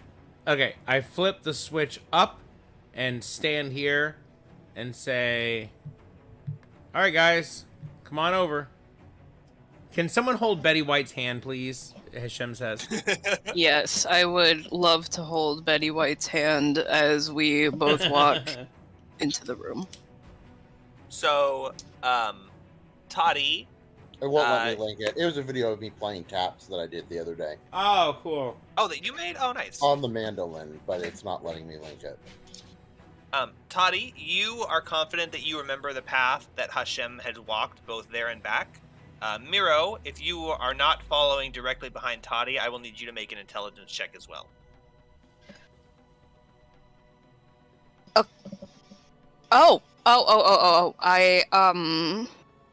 Okay.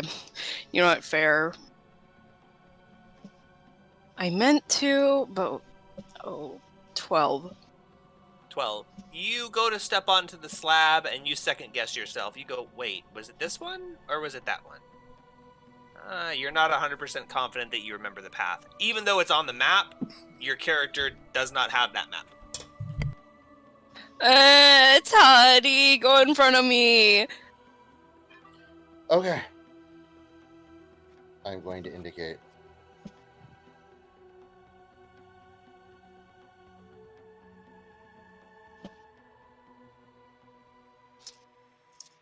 All right. Toddy is walking that path, and are the rest of you following, and how are you doing so? They're probably waiting to see if flames shoot up. So if you wait till after Toddy moves, you will have to make a check to see if you follow the path exactly as she did. If you're following directly behind her, then you can just go based off of her check that she already made. I am trying to stay as close as I can to Toddy. Okay, and what about Betty White? I'm holding, her? Yeah, her hand. All right. I mean, they're undead, so technically. At this point, it's probably it, but it was Mhm. it was her, so I guess that's the polite thing to say. All right, so you form a single file line with Toddy in the front, and you carefully follow in each other's footsteps as Miro holds up the rear and makes sure Betty only steps on safe tiles. And you all make it to the same tile that Hashem is on. And based off of your success thus far, I will say you think it's logical. You all probably need to be on exactly the same tile that's indicated, since the tiles south of there are bad in one position and the tiles north of there are bad in the other position. So the only safe tile between both positions is the exact one in front of the lever. So you're kind of all huddled up together. So here or here? Exactly where all of your characters are. Where are you pointing? Nope. No, never mind. Yeah, okay. The tile directly to the east of that pillar. Okay. So now Hashem goes, okay, I hope we're right, and he pulls the lever again. Nothing happens.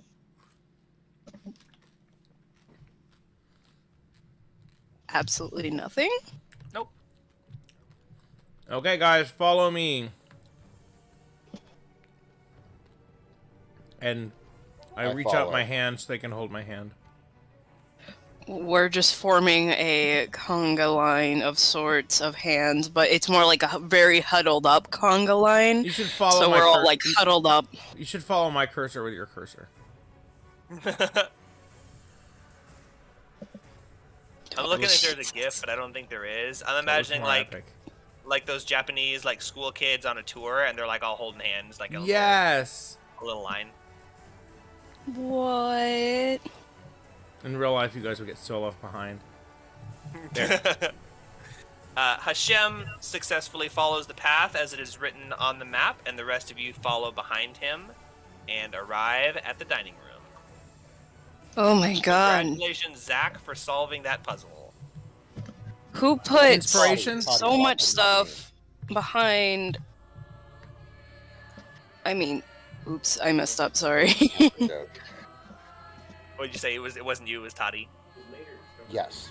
No, see, if it was Toddy, it would have been a check. Your check was only to remember the path. Everything else was literally you. But yeah, I knew you said it was a joke. In the future now, I am going to say, do I solve the puzzle? Can I check to solve the puzzle? You sure can.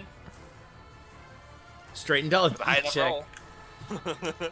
Okay, guys. And someone might be able to. There's no exits in this room, right? Oh, I'm so sorry. Now that you are in the room proper and you have successfully solved the previous room, I guess I could have given you this before, but I really just wanted to get you all through that room. Let's see. Table things. Water. You know what? As you walked into the room, you like walked in, you're like, oh, a dining room. And then you hear whoosh of the flamethrower and Toddy going, ah! You turn around, you didn't see any doors, but now you do see some doors. Let me try and mark them real quick.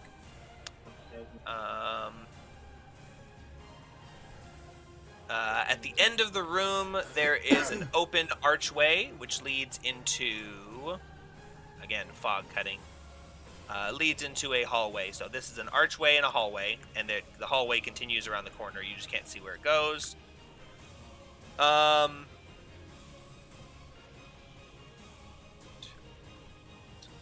Left. Oh, to your left. Doesn't say there's a door.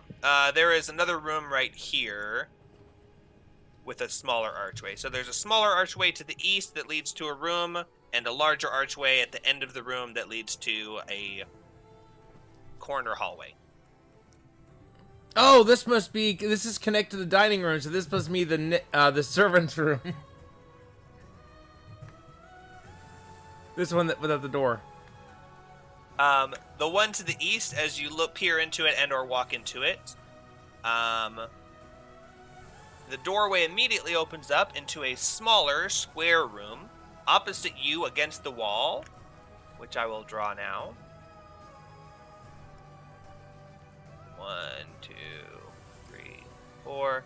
I don't know what this little shape right here is, but ignore it because I think this is a fog cutting mistake. So the room there's a flat wall. That looks even more interesting.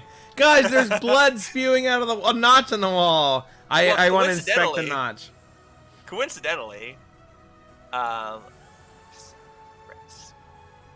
is there a notch? I'm not trying to fix that notch because I'll fuck everything else up. There are 4 dried out humanoid bodies, each clad in a tattered tunic. Whoa. Each is manacled by their wrists to the wall above their heads, leaving them slumped in an almost standing posture. There are deliberate grooves carved into the stone floor. A deep trough just in front of the 4 manacled figures leads to a hollow in the center of the room. Small tables stand against the wall to your left and your right, and you can make out metallic objects on the table to your left and the glint of glass to your right. You draw those tables. I wish there was a brown. That'd be nice. So table here, glass on the table to the right. Is it like a kitchen? And, you could call it a kitchen of sorts. Okay, demon kitchen. I would call it more of a demon kitchen. Demon kitchen. Would you say call it more of a what? I'd call it more of a chamber than a kitchen. Oh yeah. Okay. Hey guys, before we move on to the next room, this table reminds me of the Last Supper painting. So I feel compelled to sit at the head of this table. Did you say the other 12 chairs all have skeletons in them?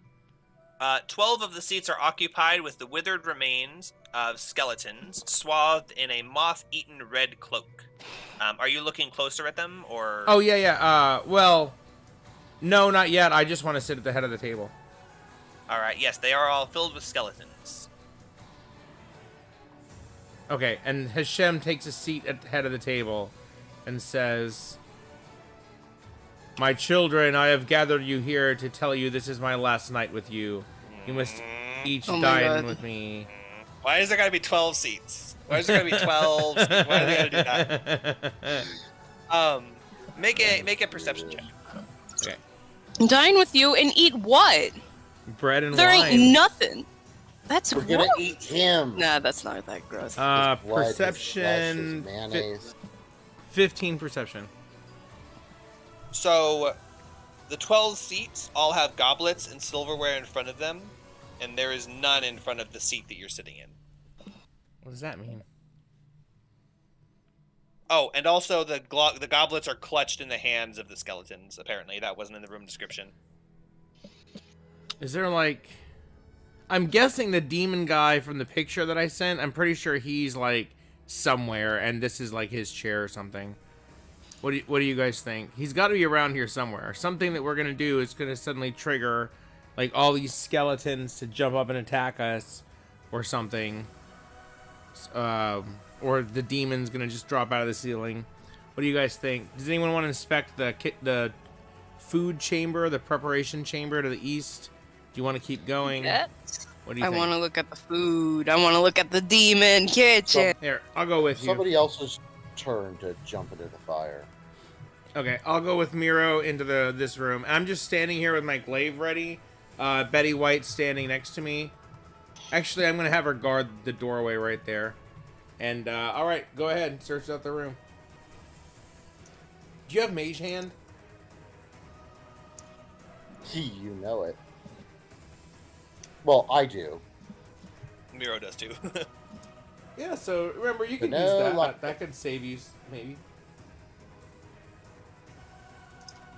Interact with things at a distance. So, Would do you want to? Would you like? What do you want to inspect in the kitchen? I want to look at this. I'm hovering my cursor, which Glass. is yes. A table to your right with a glint of glass on it. You walk over and look at the table, and it looks like it contains some glass vials, which with what you can identify as spell components, but they are very old.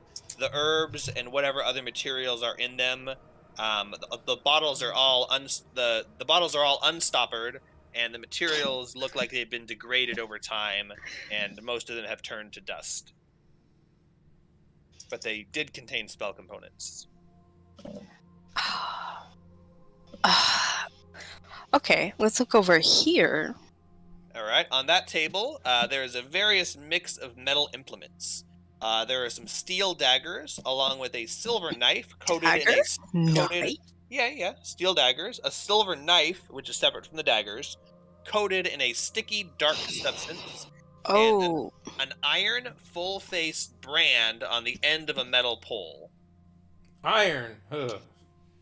a what? I'm sorry. I kind of like missed that. A brand? A brand. So like one of those things that you like Yeah. poke cattle with. I think. You heat it in a fire, and then you touch it to the cow, and it burns a mark into their skin. That's so sad. And it doesn't really hurt them that bad because their skin's really thick, although I'm sure it doesn't feel great. Yeah. But yeah, this one is a metal mask. Oh, wait. I have an iron mask in my inventory. I would like to compare. Are they the same thing? The mask that you have same symbols. is only the top half of the face, like the nose and above. Mhm. And yes, it does seem to be a similar shape. It is the shape of a bestial humanoid of some sort. Put it on your face and see if you get possessed by anything. The metal brand looks like it's a full face brand. It's got a wide jaw and fangs and a furrowed brow with hints of horns, although you're looking at kind of the negative in this brand. But you could imagine that was what it would look like if it was branded on a body. Let's heat it up and brand it on one of us and see if it does anything. What? Well, do you have any better ideas? Okay. Oh, there's Well- also a depression in the middle of the room, like a pit. The frosty. Oh, I'm in the middle Me, of the room. that's Look me. at that. Oh my gosh. Hello. Okay, wait. I don't know what this room is for. Yeah, me neither. That's what I'm trying to figure out right now. If I were to use Firebolt and not necessarily attack, would that still heat it up, or would that just be stupid? You could try and heat it up by casting fire. Firebolt would burn objects, and while metal isn't flammable, it would definitely heat it. It might not be able to get it red hot, but it would heat it. Would that work? To do what? What's your intention? It would heat the metal up, yes. Don't brand Yes, me. heat them. If you thought I was gonna brand you, you'd be mistaken. I have another target on my mind. You can certainly cast Firebolt on the brand, and it will heat up if you would like to do that. Yes, I would. All right, you cast a Firebolt, and are you holding it, or are you setting I'm it down? holding it. I'm holding it, and So you're holding it in one hand out, and then with the other hand, you're Firebolt. yes. All right, you cast a chain of successive Firebolts, slowly draining your stamina, although not really, because cantrips are free and infinite. But it's you're like Firebolt, Firebolt, Firebolt. And the brand begins to glow a dark red as if it is very hot, but you can tell that your fire bolts are only so hot that they will not necessarily continue to increase. Oh, Tati! Oh, Tati! Oh, my Yeah. dearest friend, Tati. Oh, my goodness. Come here, come here, come here, come here, come here. I would like to go ahead and brand him. Get Make an attack roll. Well, Can I pick it's the not. spot? It's Roll initiative. not. Oh shit. Yeah, but if I'm not fighting back, Well, I mean- I'm Oh, not yeah, trying to okay. hurt him. I'm not trying to hurt him. I'm just trying to brand him. Okay. If you're not fighting back, yeah, does that happen? what does the shape on the Yes, brand look I'm like doing again? this. It looks like Baphomet's a face. bestial demonic face. Okay, I want to lower so I'm exposing the top part of one of my butt cheeks, and then I kind of punch over. It's And curved smack like a it. face. It's curved like a face, so it wouldn't brand a flat surface. It has to be pressed onto your face directly. Jesus Like, Christ. it's not shaped Oh. like a... Oh, did I mislead you? It's not shaped like a face. It is a mask brand. It's Okay, like man, Jesus man in the Iron Mask. Christ. That's intense. Yeah. I'm sorry. Ah, I'm sorry. poor. I must not have described that correctly. It is a You large didn't. iron mask. Yeah, no, sorry. Okay. Oh, Well, that's too I am now hardcore. just holding this. Why don't we... Man, I don't know. We could try... We don't have to use the ritual implements on each other. There's all sorts of things. We that could use it inspect. on like one of the You can continue to skeletons. investigate things before you start taking things and smacking things with them. There's a number of things that have not been investigated. Yes. before. I know, want to but I'm investigate the depression. curious. I want to investigate the deprossi. Oh, Uh, soda prosy. I'm trying to think of a funny joke, but I can't think of one. So, the depression is stained black with red crystals clustered around the edge of the basin. There are similar stains throughout all the grooves in the floor, which go under the bodies. A hint of dark red, sticky liquid remains in the bottom of the hollow. Do you have any idea what the red crystals or red liquid are? Make an intelligence check. Okay, I can taste them if I need to. Can. 7 plus 0. It looks like a very mysterious, strange liquid, and not something you can. It's too old to really identify, if you ever could. Okay, I want to inspect the. What did you say? 4 dudes or something? Yep, 4 manacled creatures hanging from the ceiling with their hands manacled, and they're in a kind of a slumped standing posture. Okay, I want to inspect them. Make a medicine check. Basically, you just say you inspect to each thing in the room. Yeah, because okay. if I could just describe all of the things in the room in succession, and it would be like a 3-minute long description, and then you guys would go, okay, what was that again? So I describe the room in general, and then you ask questions about the different things, and you say, what does this look like up close? What do I see on this? And then I describe the things you're interested in, and I don't have to describe the things you aren't interested in. But you should be interested in all of them. Okay, so I got 21 total. 15 plus 6. All right. These creatures are so old and desiccated that it's difficult to impossible to tell what race they were. But upon closer inspection, even though their bodies are old and dried out, it looks like their faces have been fully branded in the shape of a beast, with a wide jaw and fangs burned into their cheeks and chin, a furrowed brow and hints of horns along the forehead. Each figure also has a deep gash in their throat, almost reaching the spinal column in the neck. Oh my god. They must have bled out relatively quickly, although the bodies are too dried out to make any detailed medical analysis. Oh, So they because have been branded and bled. they probably like use their blood for rituals and shit. But the red liquid in the pit is in the depression is not blood. I didn't say that. Can I tell if it's blood? I guess I already inspected it, right, and failed. It's dark and sticky and desiccated and old. Okay. If you think it's blood, you could surmise that it would be blood based on the surrounding things, but blood doesn't crystallize, so there's that. Okay, and then at the top there's all these daggers. Are any of them bloody?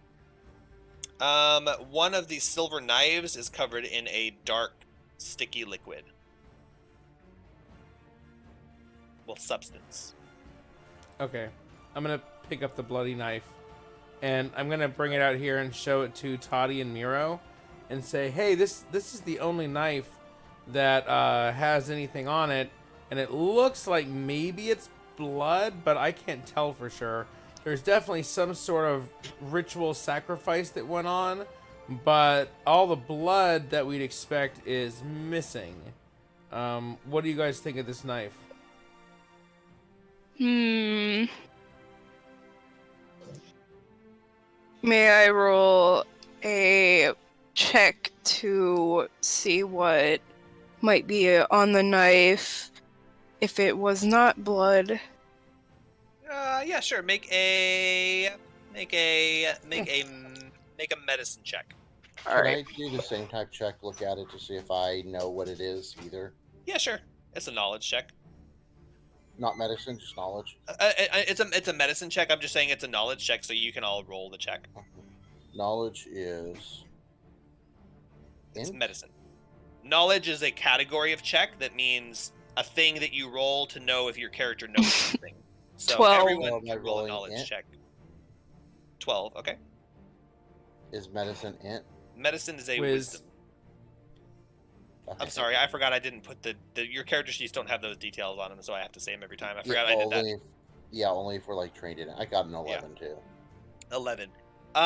Those of you, especially including Hashem, who kind of investigated earlier, and then based on the input of your friends, it definitely has the appearance of blood, but you're not 100% sure that it's blood. It's hard to tell. It's dried out, desiccated, and sticky.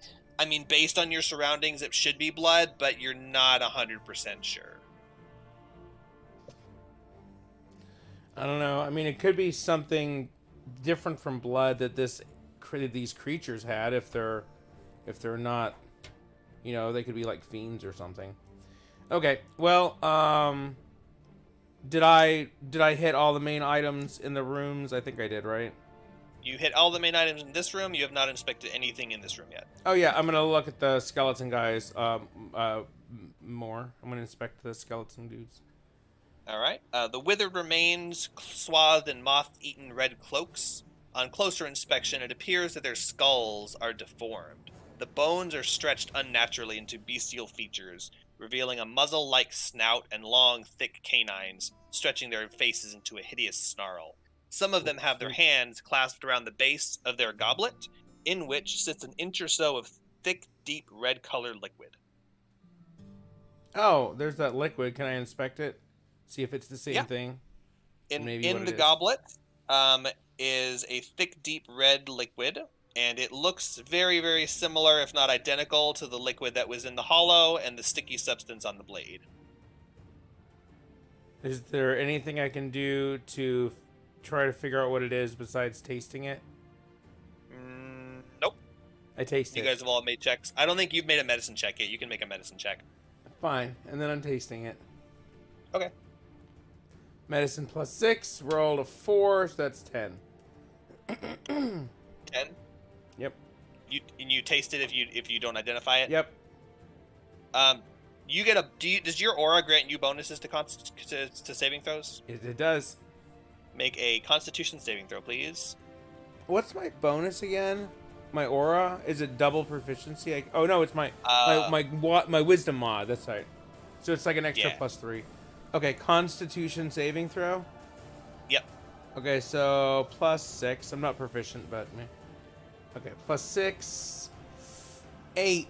So 14. All right. Are you drinking it or are you sipping it? It doesn't really matter. The lightest taste. just for description, it's all irrelevant. I was just curious. You're taking like a little sippy.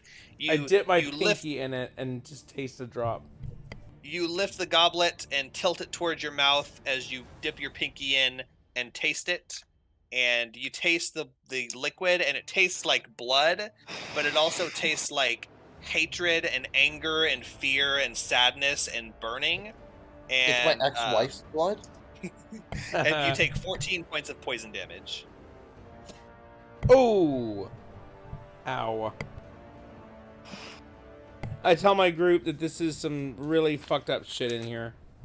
So don't drink it. Ooh. It's not like blood. It's more like some kind of horrible demonic potion poison thing. So, yeah, let's not mess with that. 14 points of damage, you said? Yep.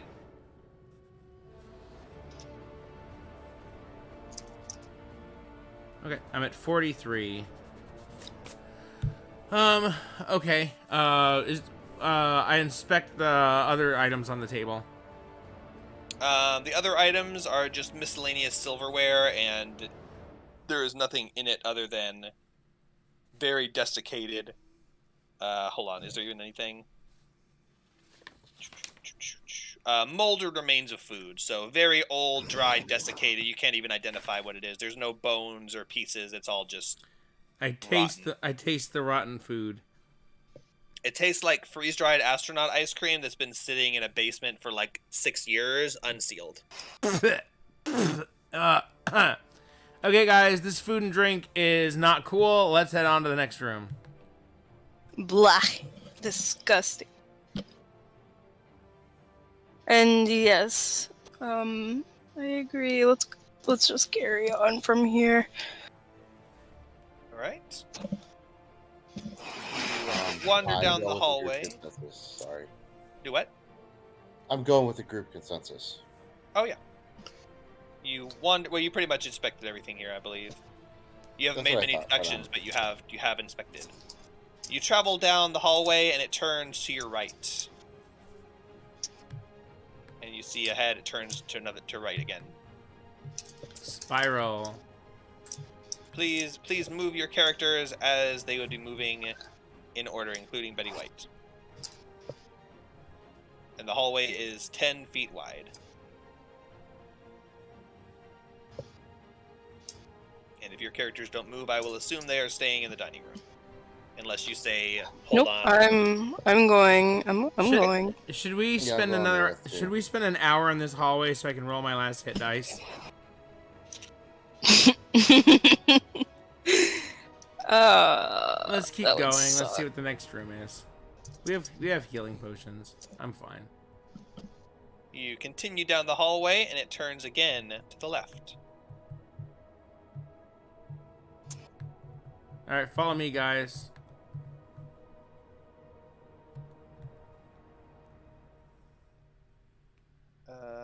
Okay, and there is a bit of description in the hallway, but essentially it just says that hallway continues, but I'll describe it anyway. It's all in a text, so like, what are you supposed to do? Cut the text? I guess you say, we walk down the hallway, and I just read the whole text. The corridor widens the further you go down. The floor underneath, clad with black cloth, your footsteps muffled. The passageway makes an abrupt turn to the right as you begin to ascend stairs. So I guess that's here or here. Is this? Let me make sure I'm describing the right thing. Hold on.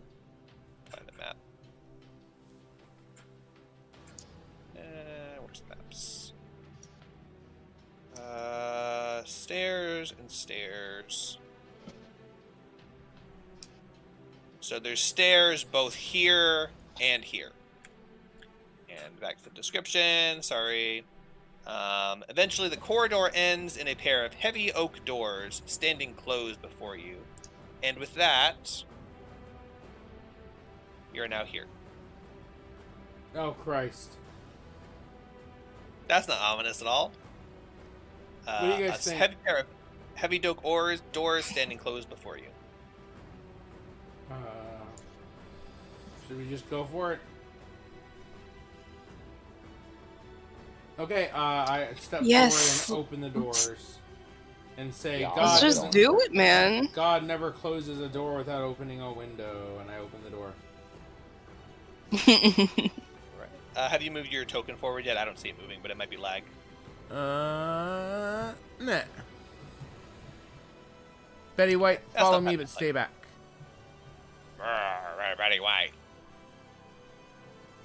Does Betty White say anything? Is there like anything quotable?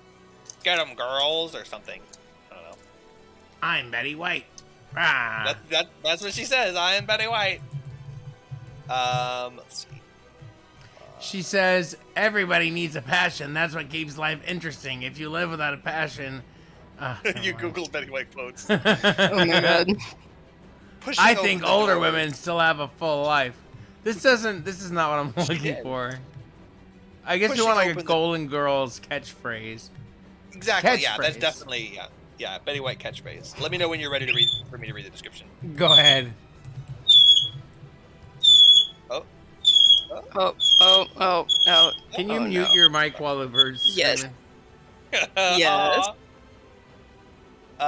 Pushing open the doors, you advance into another large chamber. The stone walls are carved with life-size ornate figures, No. a mixture of capering imps, beast-like creatures with terrible claws, and fleeing humanoids. Above you, the ceiling stretches into the gloom of a thick, oily cloud that's coalesced many feet above you at the top of the chamber, obscuring your vision. It swirls as though caught in an eddy, washing against the walls. So this black, foggy sludge is at the top, swirling around the room. Immediately ahead of you, about 30 feet away, a prostrate exam? Hey, what? Prostrate exam? It's like That's what they call it, that, right? it's like how Muslims pray. That's like prostrate. Oh, okay. Hey, is Oh, this okay. room a cell phone case? It would make a really good one. Oh, it's even got the camera thing on there. Yeah, that's why it made me think Ah! of it. I'm like, dude, that's a pretty cool looking case. Oh, he's not that Depending on big. where your Hold on. camera's located. Oh, What did I say? 30 feet away, 5, 10, 15, 20, 25, 30. Oh, that's convenient. Is that where it is? Yeah. A humanoid kneels within the center of a wide circle of sigils. Clothed in a purple cloak, there is no movement at the sound of your arrival. Towards the end of the room stands another statue, this one significantly taller than any of the others you've ever seen. So the little camera thing, that's a statue. Stretching 60 feet high at least, the top of the statue is just caught in the black cloud swirling above you. This statue is of a giant creature, huge horns jutting from the side of its head, long talons grasping a giant two-handed axe stretched out before it. Its eyes are creased in anger, its gaping beast-like mouth caught in a snarl of rage. The room is silent and still. There's no movement apart from the shifting of the dark cloud above you. That's it. Oh my god. Oh.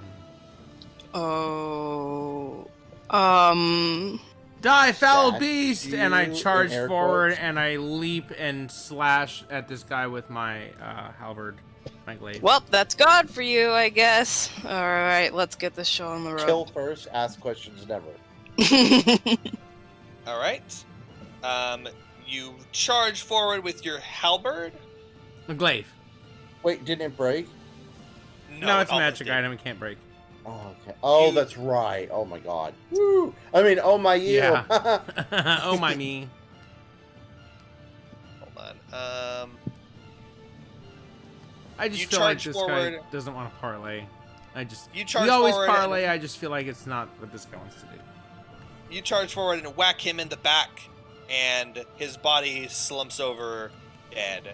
Although, it looks like you didn't really do much damage to him. You just kind of knocked him over. Uh-oh. That's creepy And as he's hell. laying there. I inspect his body. Oh, God. This dead body is extremely Okay, yeah. old, as in old man, not like old body. And doesn't seem to have any external injuries. Nothing that killed him, no stab wounds or anything. No. Now he's got a neck big tab- slash across his back. Well, yeah, but like no blood came out of it. It was like Yeah. when you stab a chair or something. He is wearing, now that you see him kind of slumped over to the side, he's wearing a metal mask in the shape of a beast, and he's clad in a well-made but now gashed open purple cloak. His fingers are adorned with rings. And you said you're investigating the body? Yeah.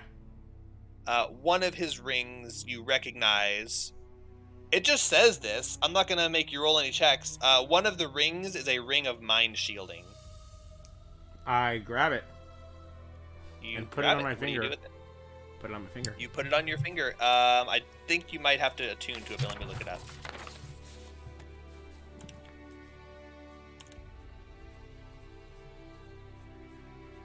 Requires attunement. So you do have to attune to it before you can use it, but it stops other creatures from reading your thoughts. You can use an action to become invisible. No. Just as an action, apparently. And if you die while wearing the ring, your soul enters it, unless it already houses a soul. Ooh. You can remain in the ring or depart for the afterlife. As long as your soul is in the ring, you can telepathically communicate with any creature wearing it. A wearer can't prevent this telepathic communication. That's actually really cool. Wait, what is that last part about someone can talk to me? Yeah, if you're wearing the ring, it doesn't say attuned. If you're wearing the ring, someone can talk to you. Who? Whoever's soul is inside of it. Oh, okay. Um, Can we Go ahead. do like a short rest here so I can attune to it? Well, as you Oh. knock over the body and charge in and look at the body and pull the ring off and put it on, you look up and the black cloud has sunk towards the center of the room, and there is now a coalesced figure in the center of the room that is made of shadow, but looks like that giant statue, except like Oh, size. shit. And it speaks and it says, Oh shit. "Greetings, mortals. Ah! I assume you came here to lay down your lives so I can feed on your life force. I will await your death. Go ahead, kill yourself. So I Nah. can keep your soul." Nah. I don't feel like it. I don't really feel like it, man. Well, why else did you come here, if not to feed me your souls? Why did you Hail, come here? hail, fellow demon! I am also a fiend of the underrealm, and I seek escape from this prison place. Oh God! It's so Yes. big. Your body is a prison, isn't it? As a fellow doer of evil, your soul will be especially tasty. Oh no, I don't Lay really down- have a soul. Lay down your No, life. More of Well, a whatever it fiend. is, you've got power. I can sense power within you. Lay Well, I down your do life have- so that I may absorb it. I We am shall very become powerful. one. Yes. We shall become one, and I shall reform in my greatest form. No. Actually, I have someone else for you that's even better. So Oh, yeah? if you'll, hold on, Betty. Betty White Run. Betty White runs in the room. Betty, Yeah. I need you to give this guy a hug. Betty No. White looks at you and then obeys your orders. Miro, Toddy, get ready. Get ready. I'm about to do some shit. Get ready.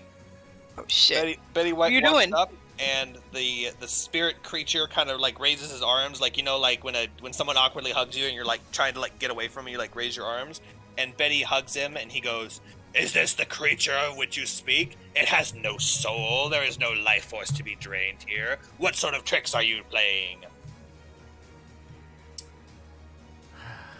I'm trying to be brave, but I really don't know what's up with this guy, and I really don't want him to one-shot me. I mean, do you guys... Okay, okay. Can I tell anything about what he is by looking at him? Is he a demon, or is he like a summoned elemental creature or something? Like, He can I kill looks this like guy? he looks like the demon thing that you've seen described and depicted throughout this temple, except the other one has been described like the size of this statue or greater, and this thing seems more like just a sliver of that power, but it is definitely reminiscent of Bakasura, the first Tanaruk. So I read about in that book and stuff, like, is this the guy, or is this like an avatar? Like, is this a thing I can kill? Or if I attack this thing, is the statue gonna come to life and eat me? It looks like and seems like it matches the description of the thing, but it seems like it is not at full power. It seems like it's struggling to hold on to its corporeal form, as it asks for you to feed your life force to it. So Guys, it becomes stronger. I need some input. Am I slashing this thing, and are we like just straight? Are we straight fighting? Slashing. Who is doing the slashing here? I'm going he to pushes Betty White backwards, and Betty White just kind of. I'm gonna slash my sacrifice that I have for you. Come on up here, sacrifice. Come on up. Not Sacrifice. me. Sacrifice. His form steps forward onto the summoning circle. Looks his like legs, it's gonna be you. His legs look like giant sponges filled with black ink as they slap down, and the ooze kind of oozes out and then slurps back up as he takes a step. And he picks up this body of this guy and slams him up against the wall. And I lost it because I have the fog turn on. Slams. Oh. Nope. Yeah, whatever. Doesn't matter now. Ah! Zoom out, zoom out, zoom Oh my out. god, spoilers! Ah! Doesn't matter. Yeah, this is the last room anyway. Okay. Slams his body up against the wall with a thud as he steps forward and stands before you 20 feet tall. Okay, I say, I have your sacrifice right here. And I reach in my pocket, and then I pull out my hand, and I'm giving the middle finger, and I go, ha ha ha! He says, I do not recognize that human gesture. I've been here for 1,000 years. Eat holy light, bitch ass motherfucker. Let's see. I could blast him with a smite. I could use compelled duel. Let me tell you guys what compelled duel does. One creature makes a wisdom saving throw. If it fails, then it has disadvantage on attack rolls against anything but me. And it has to make another saving throw every time it tries to move away from me. So it's concentration, but it would lock this guy into me. It's a spell slot, though. What do you guys think? This would help keep him from killing you guys, but I would be going down quickly. So what do you guys think? Ooh, Or I can just use my spell slots for straight up damage. But one thing I can do is I can use compelled duel, which makes it so that it protects you guys, but puts me in harm's way. That would be very nice of you. That would be pretty great. Probably not a bad idea because we're gonna unload everything we got right now, and I'd rather it not be attacking me. Yeah, do it. Okay, so I'm gonna unload everything you want. It's your turn. What do? I cast message. God damn it.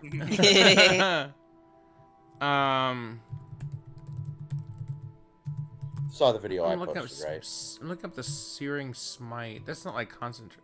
The smites are actually concentration too. If I do compel duel, well, not divine smite. Divine smite, I just empower my attack. But if I use the smite spells, it empowers my next attack, and I have to concentrate on it. Yeah, I don't know. It's concentration. That's weird. Well, I mean, I guess because it's a bonus action. Well, theoretically, you would use your smite as a bonus action, attack, and then keep attacking until you hit, and then it goes away. It only works once anyway. It's not every time. So I'm gonna use. I'll just save my last spell slot for just a regular divine smite. Okay, so I cast use a bonus action to cast compelled duel on this creature. Give it the finger. Say some snappy catchphrase about "eat holy light, bitch ass" or whatever, and I slash him with my glaive. All right. What does he? How does compelled duel take effect? What is the requirements? Oh yeah. Okay. All right. So the only component is vocal. So I speak a magic word, and now it makes a wisdom saving throw. Wisdom saving throw. What's the DC? 14. Does a 4 succeed? No. Okay. It does not. So now it has disadvantage. So as long as I'm concentrating up to 1 minute, it has disadvantage on attack rolls against creatures other than me. And if it tries to move to a space that is more than 30 feet away from you, it has to make another saving throw to see if it moves. Okay. If I attack anything else, the spell ends. All right. So basically, it's disadvantage to attack anything other than you or move away from you. All right, Yep. and that is a bonus action, so you still have your action left. Yep, and I'm gonna use my glaive and just bring it down. All right, make an attack roll, and everyone roll initiative. Woo! All right, attack roll, and this is with a +7 magic glaive. 11. That does not hit. But I'm gonna be generous as everyone rolls initiative. Finish rolling and have it ready by the time I'm done talking. Okay. Everyone roll initiative. Did you say 10? You already said yours, right? Yeah, Okay, thank it's you. 10. Okay. So as everyone rolls initiative, I'm going to be generous with this just because it's kind of a cool interaction, but he was not surprised, and I'm not doing like a surprise round. Because the attack missed, I'm going to say we're starting initiative flat after that. Nothing happened other than the compelled duel. Otherwise, I was going to say that was your turn in initiative, and then everyone else still goes. Like, you just got the one up on the initiative that round. I was going to kind of like hand wave a little bit because there was no surprise. So technically, if we entered initiative, he could go before you, but that's stupid. So I'm just kind of like, I'm letting you do that cool thing, but also, so it's not really raw, but it's in favor of the player, so it's okay. Okay. But not necessarily every time, just because there was a cool interaction. 12 initiative, by the way. 12 Hashem, 10 Miro, and what is Toddy? I hate you all. 22. Yes. All right, Bring it. and how does Betty White's initiative work? It just follows your commands, right? So she rolls like normal.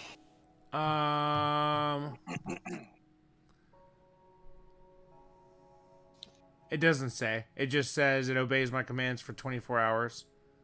Okay, then she has her own turn. You can command her to act as you would like whenever you want, because talking is a free action. So basically, you control her. That's fine. Okay, I say, For Betty White, initiative. attack!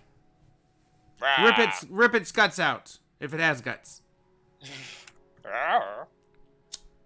Let me do some rolls. Let's see.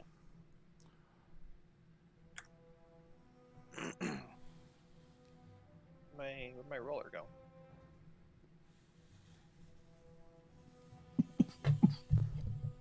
Roll. Too many tabs.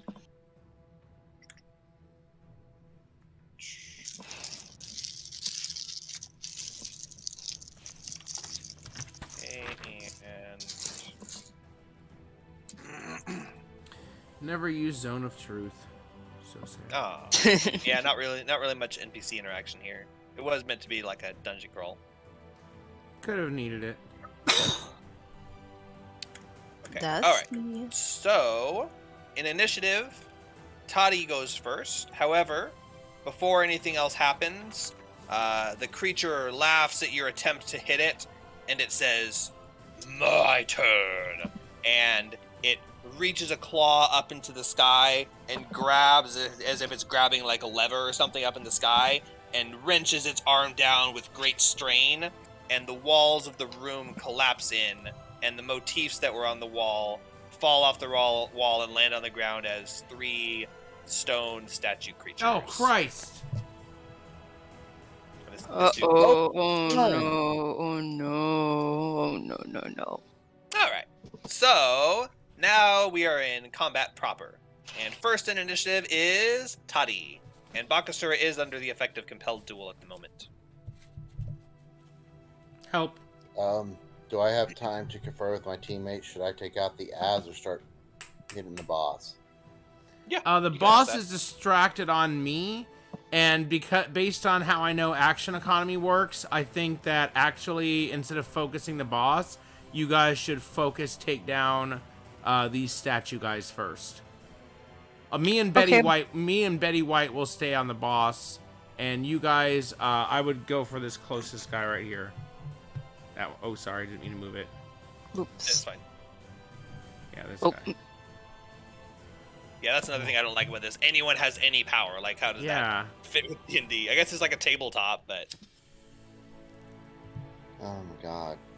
Yeah, so I would just full power blast these guys down and just hope that I survive and have a bonus action ready with healing word because I'm not at full health. Oh, shit. I do have healing Word. Ready. I can do it as bonus action anytime. See, I'm afraid of blowing too many spell slots on these little guys before I find out, like, if they have a lot of HP and stuff.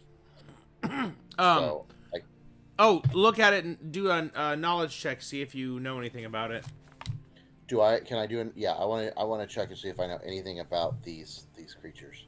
Sure. Make an Arcana check. Which is int, right? Int, yes. God, fuck you guys. 10. It looks like not necessarily by name, Oh, but just as a general terminology, it looks like a standard stone golem type of creature.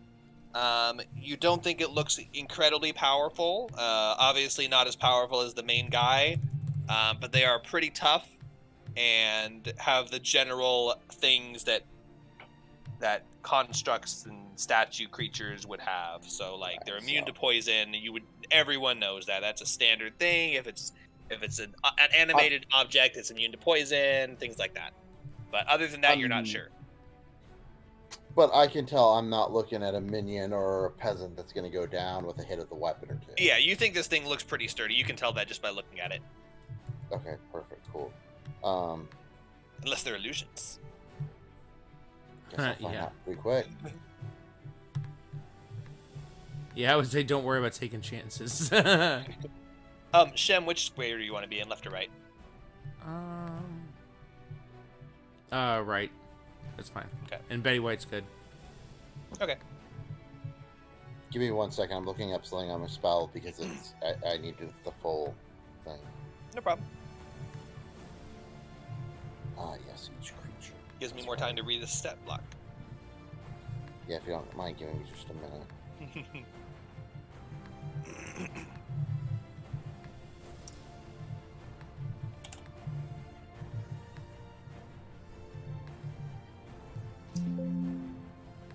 I want to target one of them and use Crown of Madness on it. Alright. God, I hope I'm not doing something stupid. No, go ahead.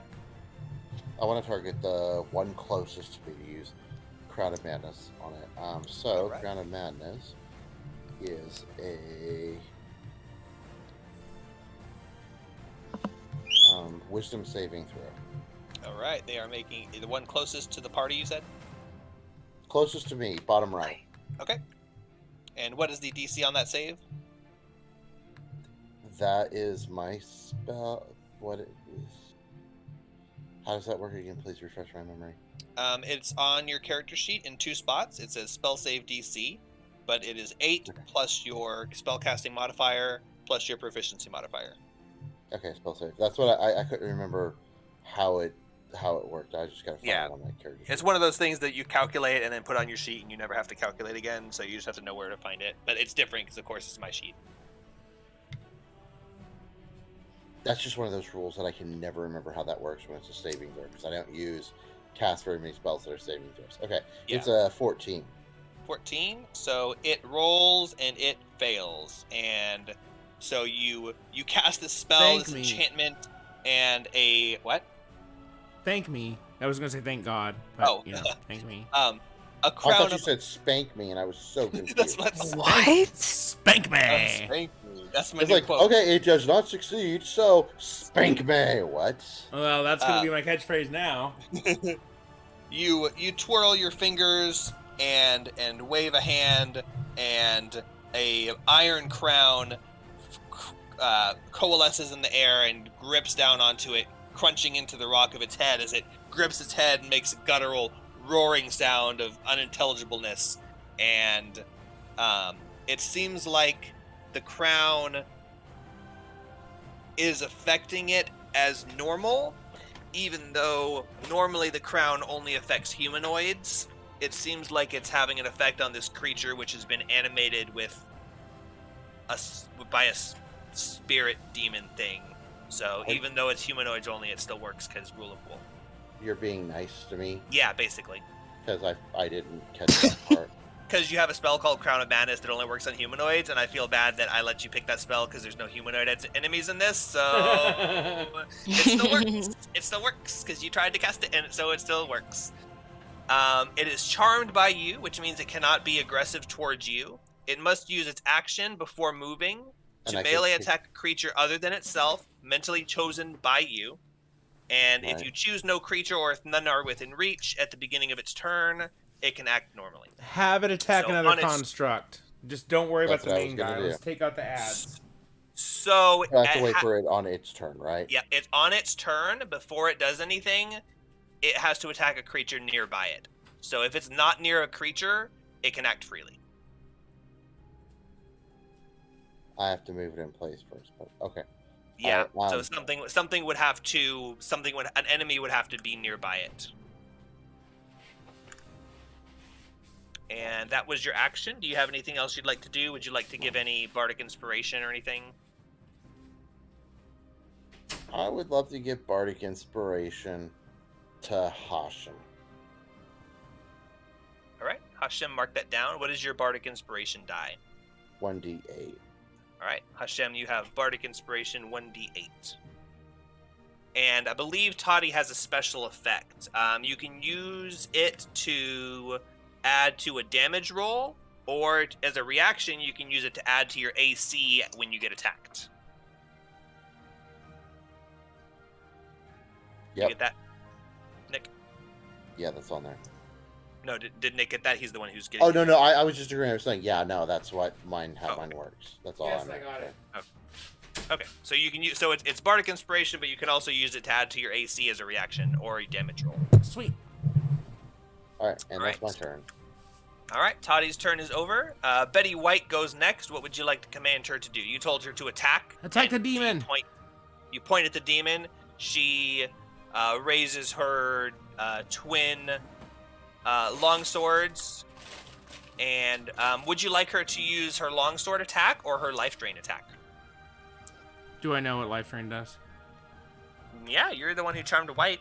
Yeah, I did. I'll just look it up. 5 points. I'll let you look it up. Does life drain work on it? Read the spell. Necrotic damage. No, because I want to do multi-attack, because then I can do 2 longsword attacks. Oh, I can use life drain in place of 1 longsword. Okay, cool. Yeah, so I want to do 1 longsword slash, and then use life drain. All right, go ahead and let me know what they do.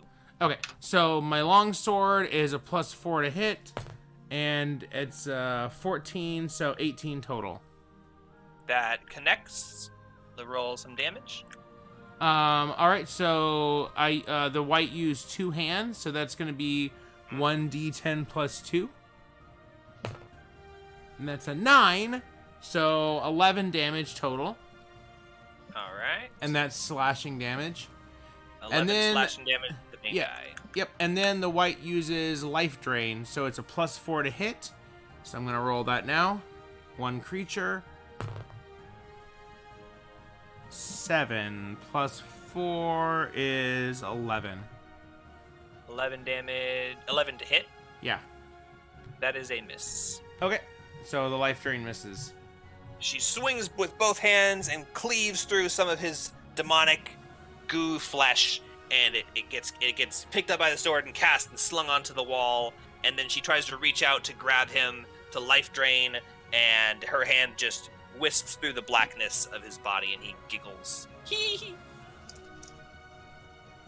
And good job, buddy. Hashem, it is your turn. She gives you a thumbs up, but then her thumb falls off. And Hashem, it's your turn. Die, beast! And I bring my glaive down on it.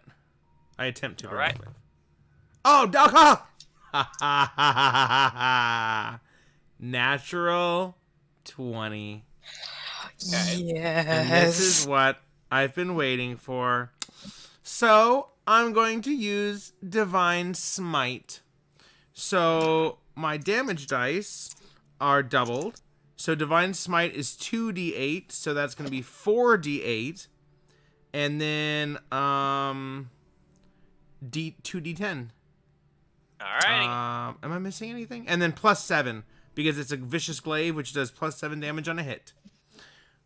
All right, here comes the damage. So first, my weapon attack, my weapon damage. That's 2d10, 5 and 4, so that's 9. So 9 damage, 9 slashing damage from my glaive. I'm sorry, plus 4. Yeah, plus 4. So 13 slashing damage from my glaive. 13 slashing damage. All right, now I'm rolling. So that was with the two damage dice. Yes. Plus the 7 plus your 4 to hit. Oh no, just plus the 4. So okay, the vicious weapon is part of your slashing attack. But okay, however you're totaling it up is fine. Okay, so I think that's 20 then, right? Because I said 13, didn't I? 9. I think so. 9 plus 4 is 13. Plus 7 is 20. So 20 slashing damage from my glaive. Okay, so 20 slashing, and then now that attack is resolved, yes, you can add your smite onto it, which is also critically. So great. Okay, yes. Okay, thank you. Yeah, so 20 from an attack, a critical hit. That's pretty good. And 7. That's the first one. 5. That's the second one. We're at 12. 5, that's the third one. We're at 17, and one more. 7. What were we at? Be 24.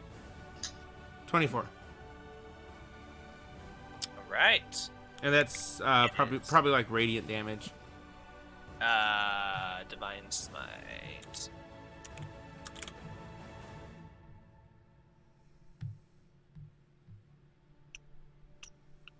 Radiant damage. Okay. All right. So a bunch of damage. Wait. Is it an undead or a fiend?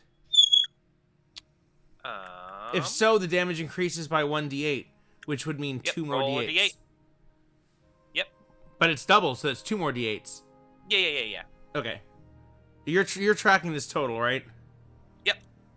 Okay. 4 and 8, so 12 more damage. All right. And that's what God is for. All right, and now make your second attack with extra attack. Okay. Oh, I hope it crits. Well, of course I hope it crits. Okay. Yeah. That doesn't sound like a crit. Oh, it hit though. 15 plus 4, so yeah. 19. Hits. All right, so now I'm gonna roll just my d10 plus 4. Oh crap! It was cocked. Sorry. Okay. 2 plus 4, so 6 more damage. All right. It is taking some damage, but still very much standing. Can you tell me what the total was? 50 something. 62. 62 damage. Yes, I am Shim Hamafarash. 56 on the first attack, and then 62 after the second one. Yeah. Yeah, 50 something on the first attack, and then 6 on the second attack. That's it though. All my spell slots are gone. I am done. Oh, that was all your spell slots. Yep, I'm zeroed out. I do have some healing stuff though. I have 10 points of lay hands and a healing potion. But yeah, that was it. Because you cast that command spell too. Yeah. Oh yeah. The compelled soul. Yep. And my turn's over. Wait, do I get I'm not anything keeping from track. Polar Master? I'm not keeping track of your spell slots at all, so I'm just assuming you've done them. Oh yeah, of course. I always track my expendables. I mean, if you say you're out, I'm totally fine with that. I'm assuming they're tracked. All right, and anything else? You haven't done a bonus action yet. That was last turn. Wait, I haven't done a bonus action? No, you compelled duel your last turn. Oh, that's right. That was the last turn. Okay, then I'm going to use my Polearm Master to make another attack with the opposite end of my polearm.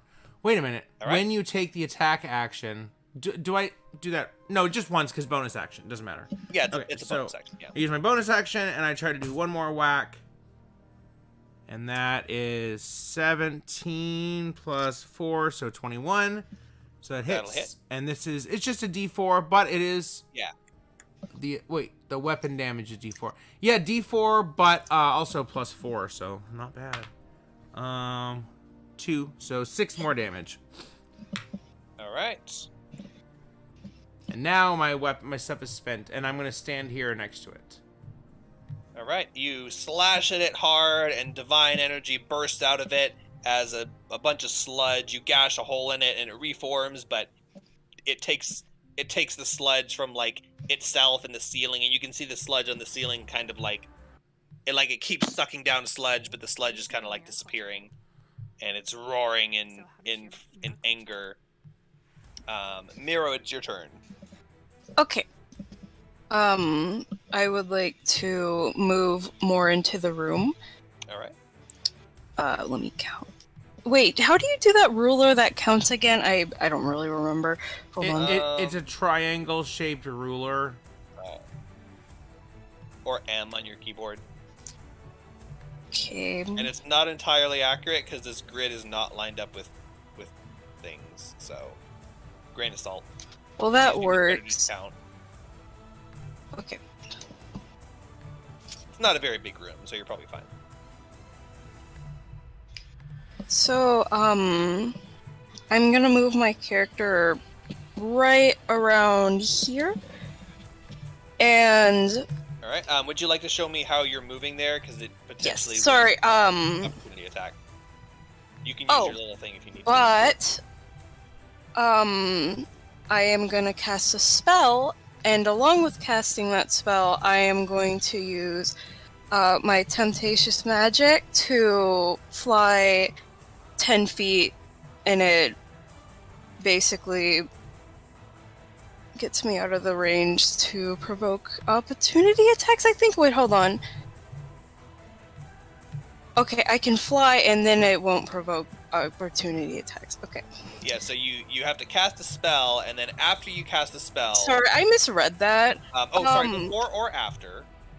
So as a bonus action, before or after you cast a spell, so you can do it and then land and cast the spell, you can fly 10 feet, which would be, if you want to, like, move past a creature, I guess you could kind of fly out of its range just a little bit, like as a way to just kind of sidle past them. But you only move 10 feet, so you'd have to move, like... It would be 10 feet in the air. Yeah. So you move, well, and then you have to land at the end of that. So,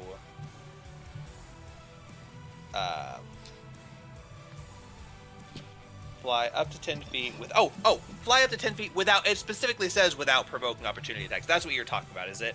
Yeah. Okay, I thought you were saying, like, you're trying to avoid them with the thing. Okay, so, yes, during that 10 feet of flying, you're not provoking opportunity attacks. So what you would do, point to the square you're trying to move to with your right click. So you can get to that square safely without provoking an opportunity attack. You provoke an opportunity attack when you leave a square that an enemy can attack you in.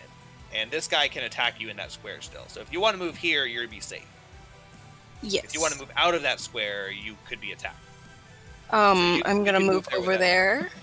Okay, you are now in range for attack by those two creatures. And if you leave their reach, you would provoke an opportunity attack. Okay. I'm going to use my the magic, Temptatious Magic, and cast Chromatic Orb. Okay. A lightning sorry, my words. A lightning chromatic orb.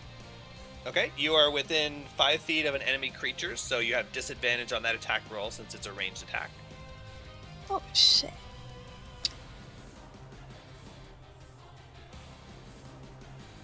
Didn't think that one through. Fuck. I'm not sure why you moved up to use a range attack.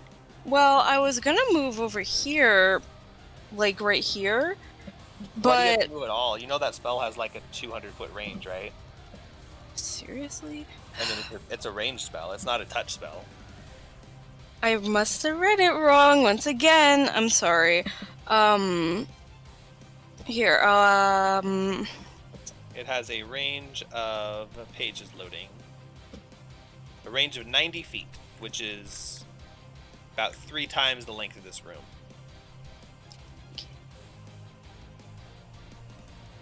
Okay, I have a better idea. Here, I'm going to get I'm sorry. I'm freaking out. I'm freaking out right now because my whole plan just got ruined because I misread the spell. Well, let me Oh, let I me hate start. Let me start. Make it easy for you. You don't want to move into range if you're a spellcaster unless you have a reason to. So you're back at the door. Thank you. Give me a second. I was really coming up with something there, but I must have picked the wrong spell. Like, There are spells that you I could was do that with. panicking. Like if you were gonna go up and like do a thunder AOE or something, That's you what could I was. totally do that. Chromatic orb That is a was single something I was target thinking. though. That was something I was thinking of, but I can just cast chromatic orb from here. You should Yeah, if you're just doing single target on the big guy, that's all you need to do. Oh, you're gonna Not on the big guy. On this guy. Oops, I didn't mean to grab him. Not the one, not that one, because that one is enchanted by Zach. It's got Crown of Madness, so it's yeah. it's Oh, charmed okay. by him. Wait. Then him. Alright. Though I thought. I'm sorry, I mistaked them.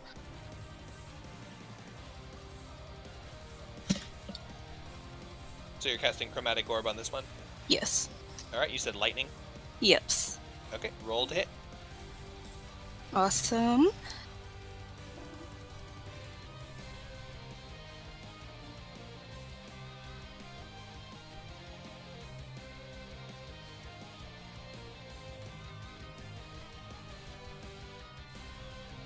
$19 to hit. That hits. Roll damage. Also, Hashem, after you attack the Bakasura, as you slash its body and its vapor moves and coalesces, a third arm forms out of its body as its right arm disappears, and the third arm is already carrying a battle axe towards you, and it slices a chunk out of your armor. Oh shit!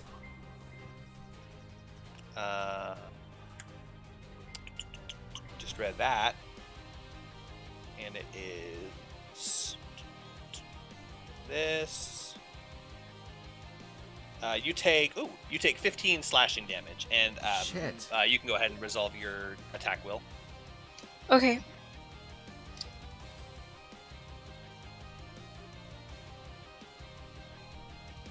That would be 12 damage total. All right, and that was on the top right dude.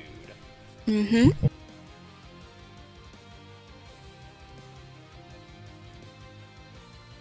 Right. Let me just label these guys real quick so I can reference them.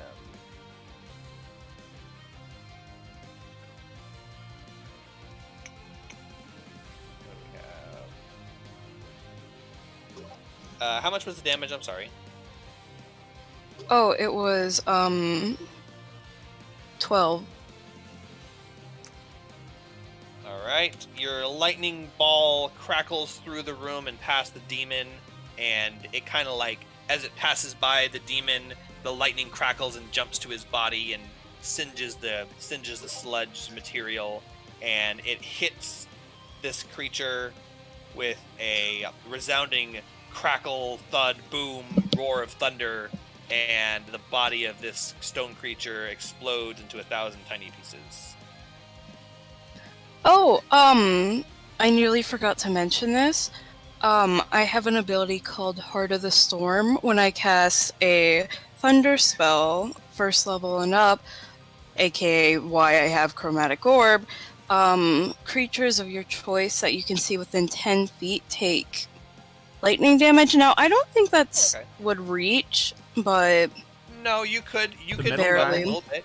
If you moved like here, then that would hit D and the big guy, and then you could move back.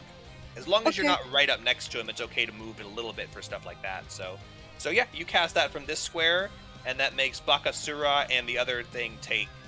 How much damage was it? 12. If you hit that other thing, does it screw up Crown of Madness? No. Crown of Madness only fails if I think it just gets a check. I think it's really, really strong. Yeah, I think so too. It can make a wisdom save at each of the end of its turns. That's it. It's not like whole person or anything. Okay. And the Heart of the Storm damage is equal to half of your sorcerer level. So you deal 3 damage to Bakasura and to the other Stone Servant. And that one is the one with Crown of Madness. And 3 damage. Puts it there. And this guy also takes 3 damage.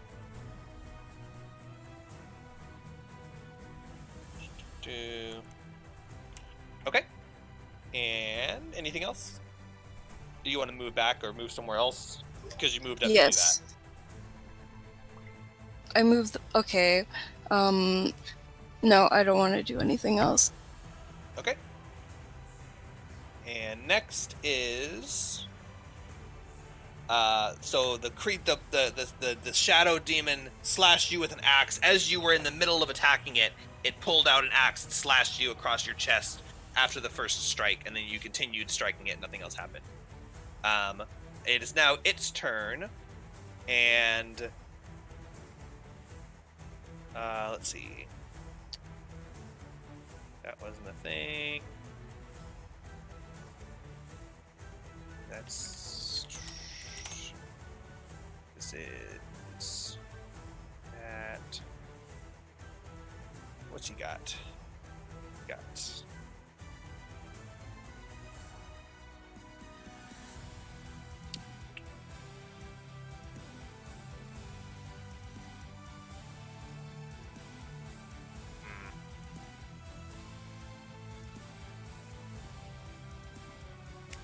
Kind of boring. I guess he's just gonna attack. Kind of a waste of action economy to do anything else. Does that? When does a creature get their reaction back? At the start of their turn? Oh, probably.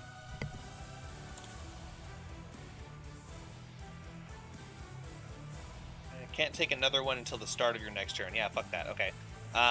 So he is going to raise his great axe and bring it down on you again. And does a 13 hit? Me? Yeah. Nope. All right. Does a does a 24 hit? Yes. He swings his great axe at you with one arm, and then as you dodge out of the way of it, you see his great maw reach down and snap shut on your shoulder. It's just always the shoulder for some reason. And you take nine piercing damage from his great shadowy bite as you feel the shadow essence crush your shoulder and bend your armor into your skin. I have 19 Yeah. health left. Oof. I guess that's all he's gonna do. Well, he can do that. Yeah, he's gonna do that. He will use a bonus action to move here. And he kind of sidesteps around Shem and charges forward towards Miro. And then the Stone Servant's turns. Would you like to? It is D's nuts. It is D's turn. It is now. It is compelled by Crown of Madness, and it pauses to contemplate what Toddy would like it to do with its action. Okay.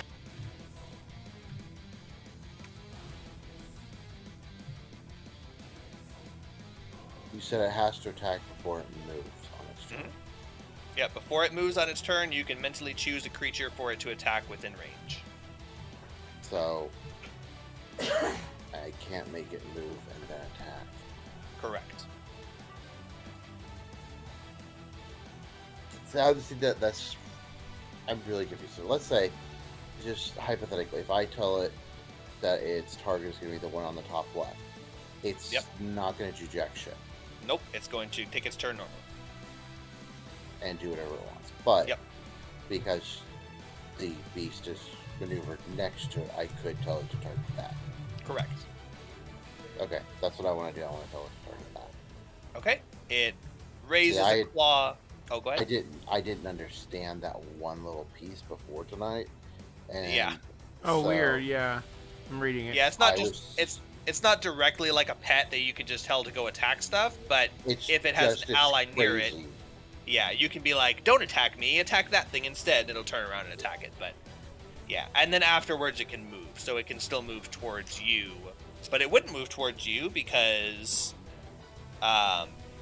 you have it charmed, and so it considers you as an ally, but it doesn't consider your allies as allies. But okay, I think I understand. Okay, so yes, so that's what I wanted to tell it to do. Start with the gap. All right, so it raises a claw and starts moving towards your ally because it thinks you're a friend. And as it moves towards your ally, its crown digs into its skull and it turns its head and raises a claw and swipes at the demon instead. And it misses. And the demon looks at it and laughs in pity. Foolish creature, I created you. And the other one's turn. It is going to move to assist its master, as its master controls it. And it will move up to Shem. And it raises 2 claws and swipes both of them at Shem. And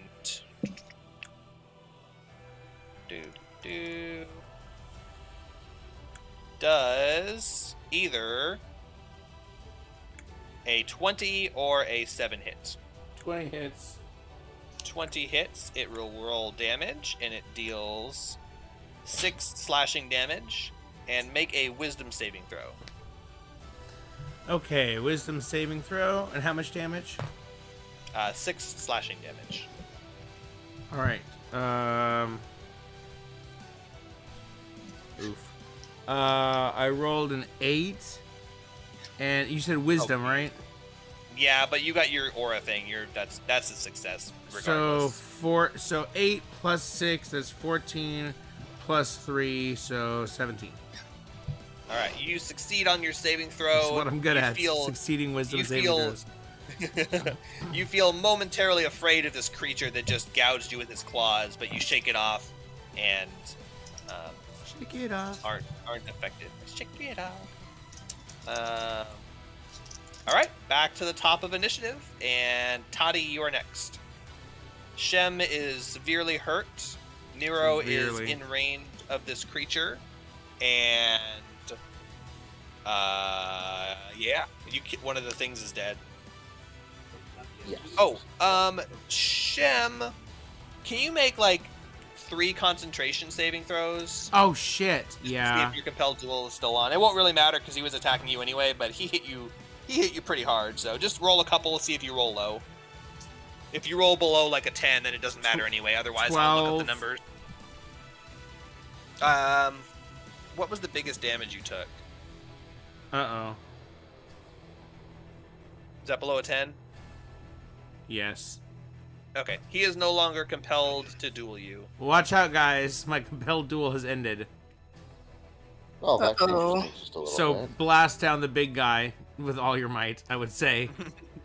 Switch strategy slightly.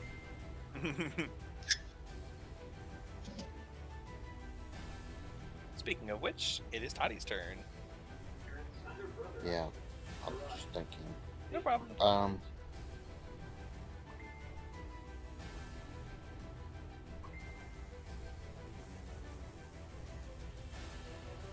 I want to cast Dissonant Whispers on it. All right, go for it. It's a wisdom saving on the big All guy. right, wisdom Okay. saving throw. He is rolling a save. Since you're a bard, can it be Careless Whisper instead of Dissonant Whisper? Oh my god. Oh, and by the way, we can't go back now because it's too late, even though I went back and made you do the concentration saving throw. So unless you can remember the exact damage and exact AC rolls, but you do have a Bardic Inspiration die that allows you to add to your AC. Oh, piss. Shit. Oh well. I'll remember it for Alright. next time before I die. Oh yeah. Oh, you'll get to use it again. That's why I was like, eh. All right. Wisdom saving throw. He rolled a 5. So what happens to him?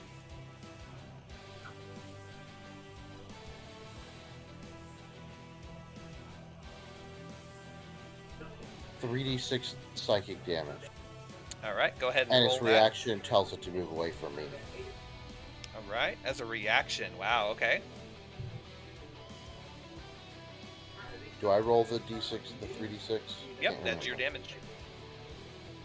And unlike a warlock, I can't cast this at a higher level spot, can I? You can, but it would not do anything unless you specifically choose to cast it with a higher level slot. And unless you specifically say that before the roll is made, then it's assumed the default level. Oh.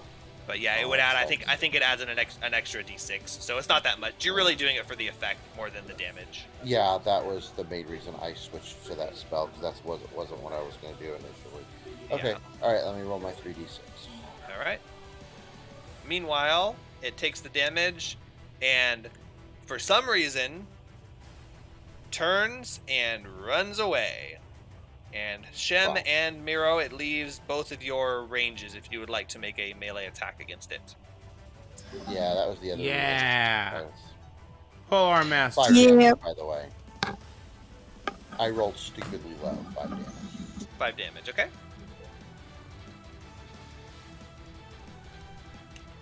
15 to hit. That is a hit. All right, rolling damage 1d10 plus 4.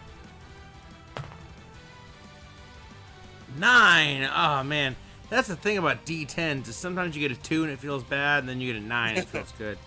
So that's 13 damage. All right. And Miro, did you have a melee attack you could opportunity?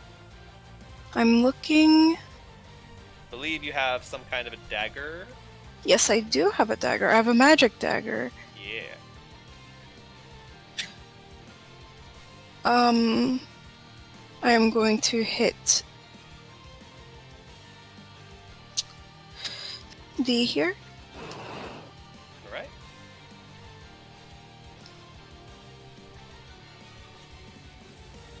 Okay, I'm rolling. Hold on. No problem.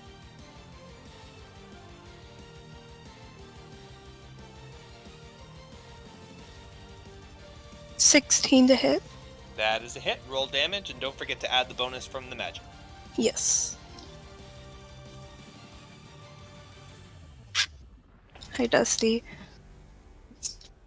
He's on my shoulder right now. You might be able to hear his like squattering once in a while.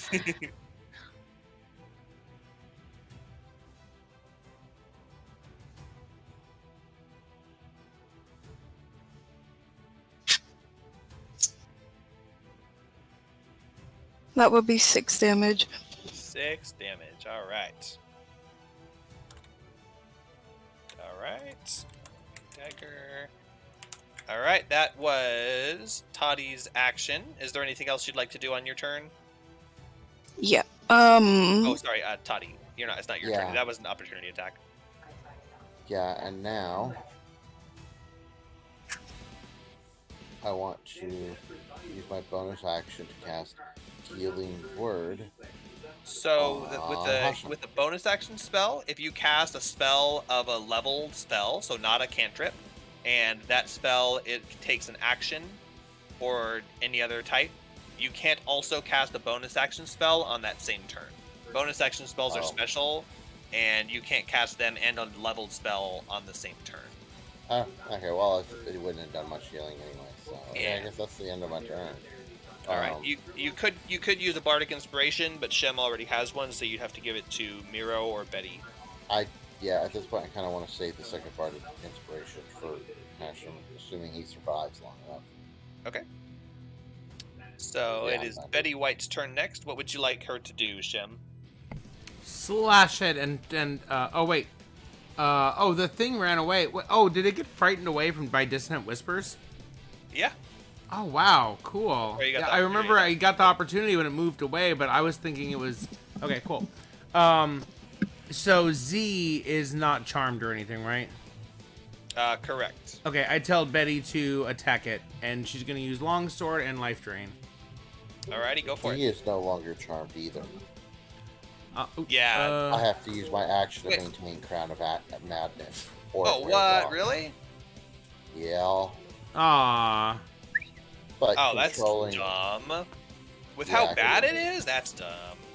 But that's fair. Your action did much more than keeping the Crown of Madness on it, and it already did its good. It attacked its thing. You wasted its turn last turn, and you did some damage to the boss. So it did its point. Okay, so that's a 19 to hit. That's a hit. Which is this for? The longsword? Yeah, this is the longsword, and it's using 2 hands, so that's a D10 slashing damage. Okay. 2 plus 2, so 4 damage. Alrighty. And then for its second attack, it's going to use life drain. That's a plus 4 to hit. And that is 6. That's a miss. Okay, that's it. Alright, Shem, it is your turn. That's convenient, they go right after another. Okay, yeah. Okay, so, I'm gonna drink, my potion of healing that I have. Alrighty. That is a regular potion of healing, so roll 2d4. Alright, 2d4. Plus 2. 2d4 plus 2. Sweet. 3 plus 2, so that's 5, so 7. So that puts me at 20. And that's a Alright. bonus action, right? Drinking a potion? Yeah, it's not, but I like that precedent, and it's a house rule a lot of people do. So it yeah, should be. That's a way to like heal yourself, like, and then attack. That's stupid to use your action. I to mean, heal. heals are bonus action. Like cure wounds are full actions. Cure wounds is a full action, but I like the house rule, and I'm pretty sure we've done it in the past, and I'll stick with it. It's a bonus action. Okay. It just gives you something to do with your bonus action instead of how to choose between healing or fighting. Lay on hands is an action, but I can heal my whole pool at once, so that makes sense to make that be an action. So. I mean, so is cure wounds. Yeah. Okay, So- and then I'm going to use my action to make an attack against. All wait. right. Yeah. I want to attack Z. I want to get this guy dead while the beastie is on the other side of the room. Alrighty. All right, I rolled a 9 plus 7, so that's 16. Your glaive hits it and glances off its stony exterior. Oh, really? Shit. Okay. Yeah. Second. Well, I could use Bardic Inspiration. Nah, I'll hang on to that. It's gonna last the whole battle. I feel like I might need it. Okay, making my second attack. Rolled 19, so That's a hit. 26. Rolling damage, 1d10 plus 4. Got a 2, so that's 6 damage. 6 damage. All right.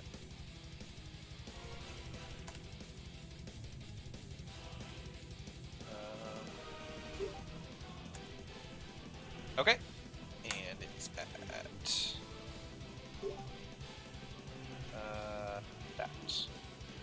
Okay. And that's my turn. I'm gonna stay here. Alrighty. Bonus action heal. Attack twice. And next is Miro. Hello. Hola. Hola. You are no longer adjacent to any enemies, so you may move freely. If you cast a spell from the square you're at, your storm thing would hit both Z and D, the other creatures other than the boss. And with that information, do what you will. Attack D. I mean Z. Hmm? Focus down Z and get him dead. Okay. I mean, do whatever you want, Um, but that's what I say you should do. Okay, yeah, that was what I was planning to do anyway, so... Hold on. By the way, what level was your chromatic orb? Level 1? Yes. Also, Dusty's being a bit of a brat. Hold on. That's what I'm so distracted with. No problem.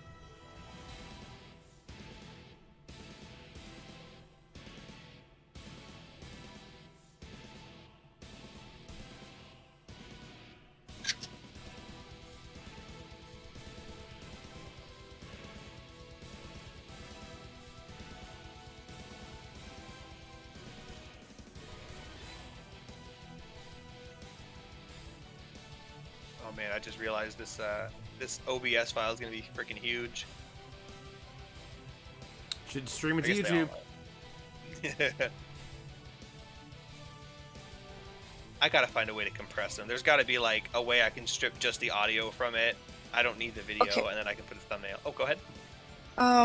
So I'm gonna cast Chromatic Orb on Z, but I am going to move. Wait, never mind. No, here's fine. I'm not gonna move. All right. What level is the chromatic orb? May I upcast it to level 2 or Sure. second level? Also, I actually only have one spell slot left. I forgot to tell you or to ask you to edit that. I For mean, which- for second level. Second level. Oh, okay. What did you cast? Do you remember? I guess I have. Yes, I cast another Chromatic Orb. Oh, just this battle. Yes. I already counted that one. Oh, okay. I don't remember what you casted before. I think you've only casted third. I've and only fourth cast. spells yeah. until this battle. Yep. All right, go ahead and Anyways. roll the attack on that you're doing on Z, you said. Yes. All right.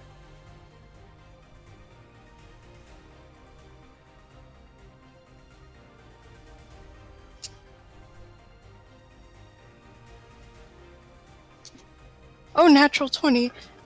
Nice. So that's a lot of damage. So That's what you crit. do, is chromatic orb.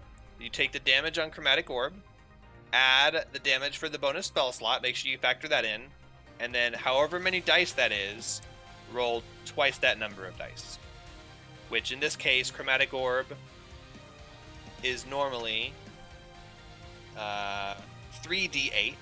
Because you cast it at second level, it is 4d8. So because it crits, you roll d8. Oh my lord. So explode this thing real quick, get it out of the way. Holy shit.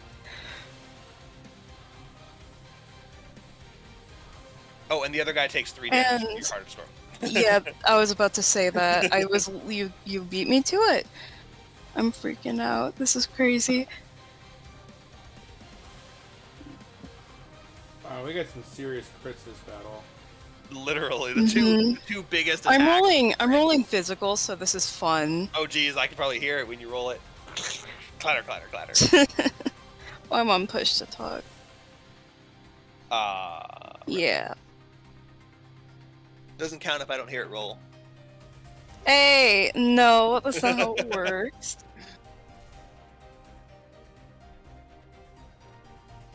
Just think, if you rolled with the third level slot, it could have been 10d8. That would have been insane. And totally unnecessary. Okay, that is 44 damage total. Goodbye. 4d4, like 44.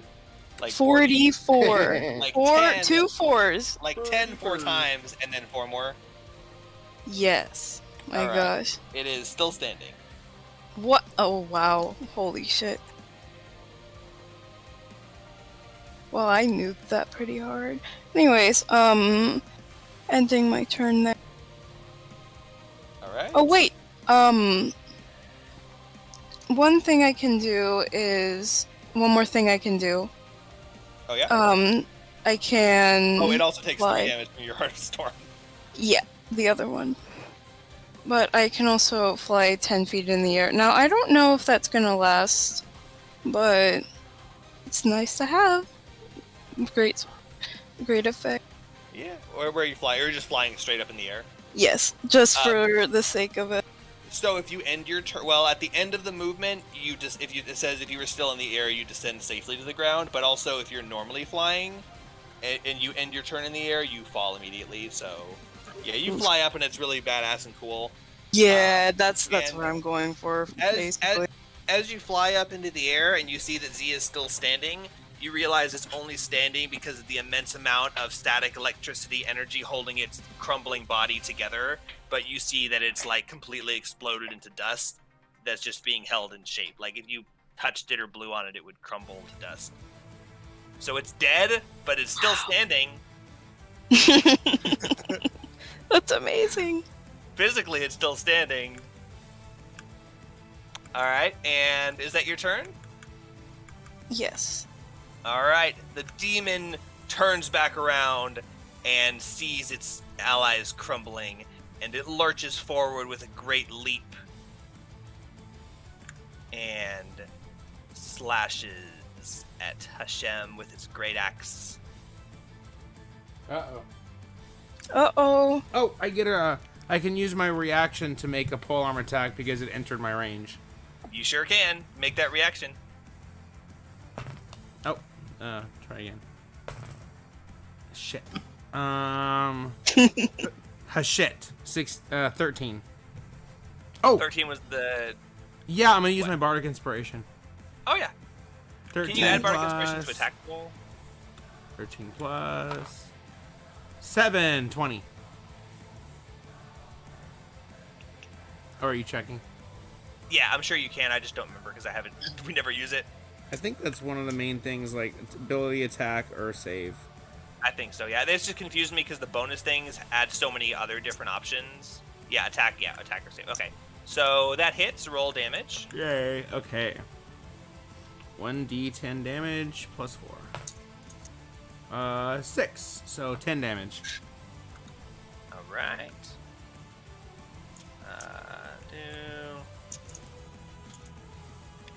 Polearm Master Reaction. All right. It leaps forward towards you with its great axe raised, and you pierce it with your halberd as it lands in your range. And in response to your action, a third arm appears out of its body and slashes a great axe across you. Ouch. And that is going to be a 22 to hit. Oh, hit. Okay. All right, that will deal 13 slashing damage. Are you still standing? Yeah, barely. All right. It raises the great axe that it had already prepared as that one fades from existence, and the second great axe comes down with a 13 to hit. Miss. All right, and let's see. I have 7 hit points, guys. It lurches forward and chomps you Oh, shit. with a 20-something to hit. Is 20-something enough, or should I do the math? 25?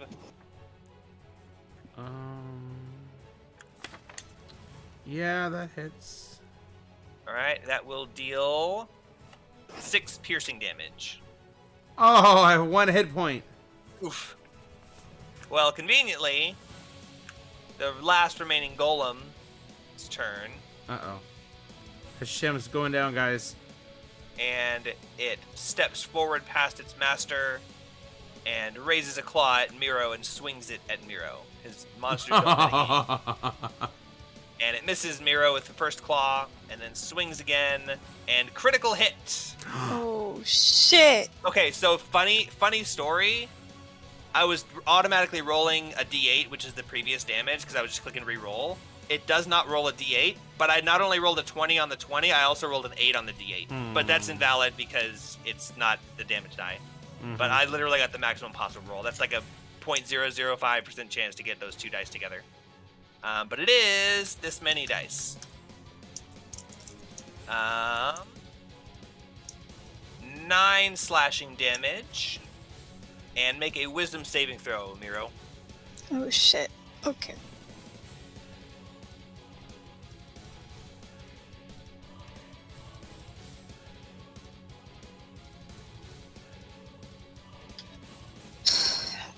Oh my god. I mean, it's a natural one, Oh, okay. and Well, that's Yeah. easy then. and no, I have a that's- -1 in Oh, wisdom. so is 0. Yeah.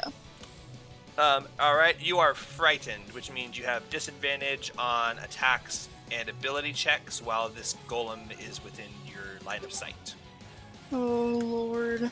But that is it for its turn, and it is now back to Toddy. Oh, okay.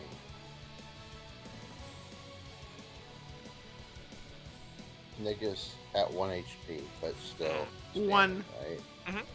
Yep.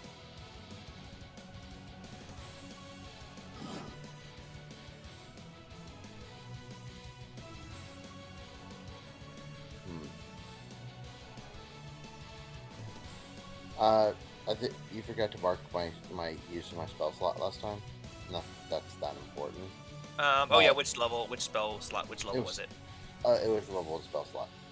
First. Okay. If I cast it at a higher spell, do I get to roll more 3d6 or 1d6 damage, or? Yes, for each it depends on the spell, but for Okay. Dissonant Whispers, it would be 1 additional per spell level. So if it's a first Yeah. level spell and you're casting it 2 levels above, it's 2 additional dice. I should have totally had the spell pulled up, but I failed to do that because I'm an idiot. In that case, I would like to cast it again, but this time at 3rd level. All right, go for it. Dissonant Whispers, which is a Wisdom saving throw. So All right, he is rolling a Wisdom saving throw, and that is a high number. well, that sucks. There goes my 3rd level spot. 16, but it was a good try. But it takes half damage and it doesn't flee. All right, so roll the damage. That's still a lot of damage. 5d6. 5d6, yeah. I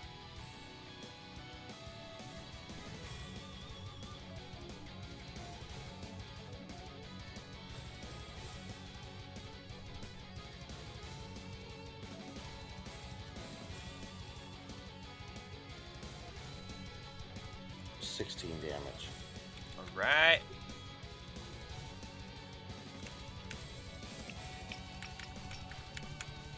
And I can use my bonus action to give Nick another Bardic Inspiration, right?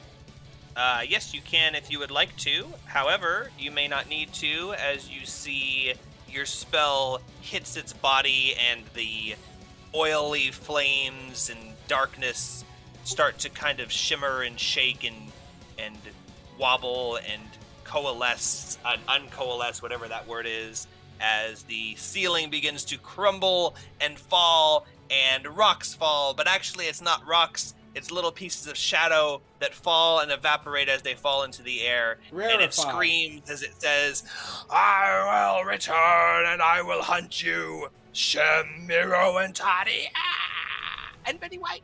Ah, just on you. I'm never playing this character And- again.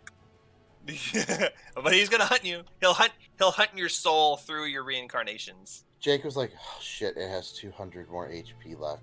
Nick is at 1 HP and it's pretty nice. Ah, you killed No. it! It was pretty dang close. Oh my lord.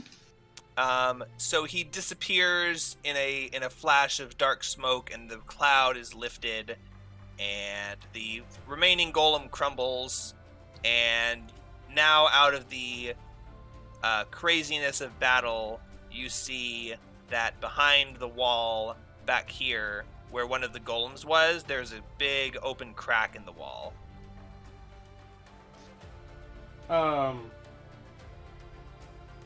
Should we do a short rest so I can roll my last hit die, or does anyone want to give me like a healing potion or something? Because I don't want to walk through the whole 1 HP.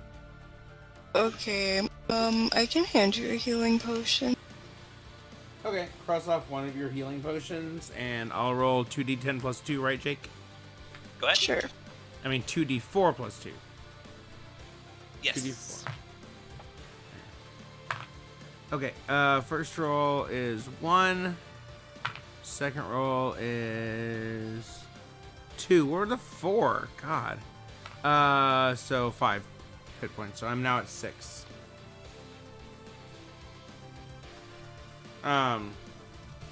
That's better than nothing. Yeah. Can we just chill here for an hour so I can bandage my wounds real quick? Sure. Yeah, go ahead. Okay. And you get to roll an extra 1d6 if you're using that hit die. Yes, rolling my last hit die plus 1d6. So that's a 5 on the hit die. A 4 on the d6 from Song of Rest. That's 9. And then plus 3 for my constitution. So that's 12 hit points. So I'm now at 18. Alrighty. And all my... 18, and then I'm going to use my... Well, I have 10 lay on hands hit points left. I'm going to use 9 of them. So I have 1 left, and now I have 27 hit points because I remember my times tables. One time, it's useful. So I have 1 lay on hand hit points left in case I need to pop someone back up, and then I basically max myself out at 27. You guys can keep your other healing potions in case someone else needs it. And then we go through the crack in the wall. Alright, you were taking a short rest, right? Short rest, yep. Are you attuning to your ring? Yes. Okay. You attune to the ring, and during the rest, while you're attuning to it, you hear whispers in your mind that you're sure only you can hear. And it's a little voice, and it says, "Greetings, are you my new master?" And they can hear your thoughts, you don't have to talk to it. I think, yes, I am everyone's master. I am God the Omnipotent. It says, "Oh, good. My last master, he was not great. He tried to release me, and he failed. Oh, fuck. You will succeed, won't you?" Yeah, I'll definitely will get to that, yeah. Great. Then we shall travel together, and we shall become powerful and take over the world. Yep, that's... Yeah, as soon as I regain my power, I shall break open the dams all across the earth and flood this world and punish the evildoers as they deserve. It sounds just like you. It Tasha? does. I might be cool with It this really guy, does. but... I shall break open the sky, and the rain shall fall and never end. Yes. Except for one guy who I'll tell to build an ark. Yes! This is just what I was It looking is. for. It really This is. fantastic That's news. insane.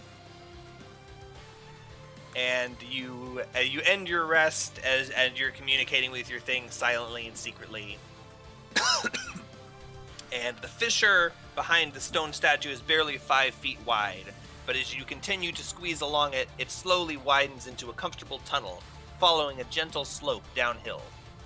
Water begins to rush along the bottom of the fissure. You begin to make out rivulets of water running down the walls of the tunnel, joining the torrent washing around your ankles. Hints of moss and greenery cling to the rock face around you. After about 20 minutes of winding travel, you begin to see glimmers of daylight up ahead. After a few more minutes, the tunnel ends abruptly. The water, which is now halfway up your shins, rushes out of the tunnel into a waterfall which plummets to a pool about 10 feet below. After such a long time below ground, the fresh air and wind in your face is sweet. You have successfully escaped Bakasura's temple. Yay! Oh, yeah. That's the end. That was the boss battle. That was what you were expecting up on the upper amazing. level.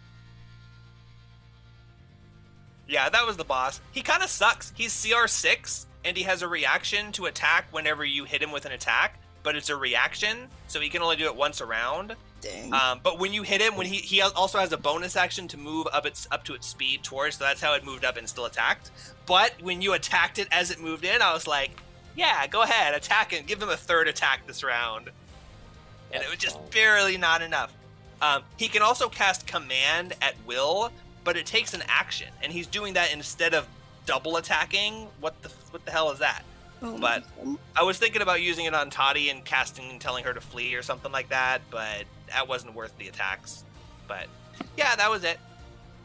I guess that Yay. could have never really been a one shot, but it's still the shortest one of all the other ones I was considering. So keep that in mind. It's Well, a yeah, couple you quick don't- puzzles. You don't want it to be And so short that there's, like, nothing to do. Oh, sorry, what were you saying?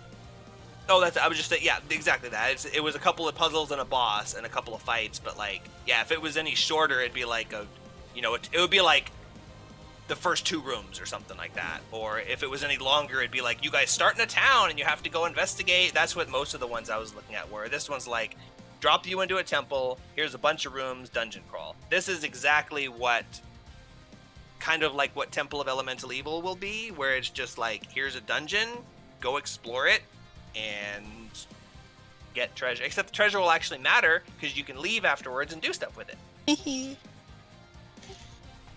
That's really cool. Yeah, and But I yeah. think if we still tend to go kind of slow every time we go in a room. We tend to just be like, oh, I don't know, what do you want to fuck with? So Yeah. if we had like a little more momentum, then we could probably. It still probably wouldn't be a one shot, but we could get through more content. But I think we're getting a lot better. We're pretty much. Mostly what we do now is we're just screwing around with jokes, but that's part of the fun. So I don't have This too many game regrets. went very smooth. There was a lot of actual gameplay and moving forward. Yeah. And this is practice because this doesn't matter because these characters won't continue. You can blow spell slots. You don't have to worry about them dying. But now going into the next game when we play it, or even your game, we kind of have an idea of what a dungeon crawl looks like. We haven't ever really done a real dungeon crawl. Yeah. So this is a dungeon crawl. You enter the dungeon. There's a bunch of rooms. There's kind of a story to it, but not like an NPC giving you a story. By the way, it's a cult of demon summoner worshippers who were trying to summon this demon lord, buff, whatever. And the thing that they do, because you'll never find out, it's the end of the thing. They took innocent people, tortured them, and killed them for their blood, and then they fed their cursed blood to willing sacrifices who died to empower and release the spirit who would embody the lord, the leader guy, but his body wasn't strong enough for the spirit to inhabit it, so it just burst into this cloud. That's what the dead guy was at the end, is he had the unwilling people sacrificed and tortured so that the other people could drink the poison of their blood and kill themselves to give him their power, and then he goes and summons the demon with that ritual, and his body dies because it can't hold it. So that's kind of the whole dungeon. That's all the little clues you get throughout there to piece that together. And it doesn't matter because then there's just a big demon fight at the end, then it's over. And how do we get out? There was a crack behind one of the golems, and you followed it through, and you were outside. Oh, okay. Yeah, that was the That's really that was the- awesome. yeah, that was the thing of you have to get to the end to get out. It's like obviously there's going to be a way out. Maybe it's a teleport, whatever it is. It was just a crack in the wall That's really that cool you couldn't because get to. that's really cool because like it ended up working out perfectly because we just wanted to take a break a little bit from the Strahd campaign, and then we came up with this plan to do the elemental evil, and we literally finished this one exactly when we're pretty much ready to do the other one, to do your temple one. So next week we'll play my campaign and go back to Mordenkainen's tower, and probably you guys will finish it up. I mean, you don't have to. I don't know. When I say finish it up, what I mean is, okay, choose our next destination and off we go.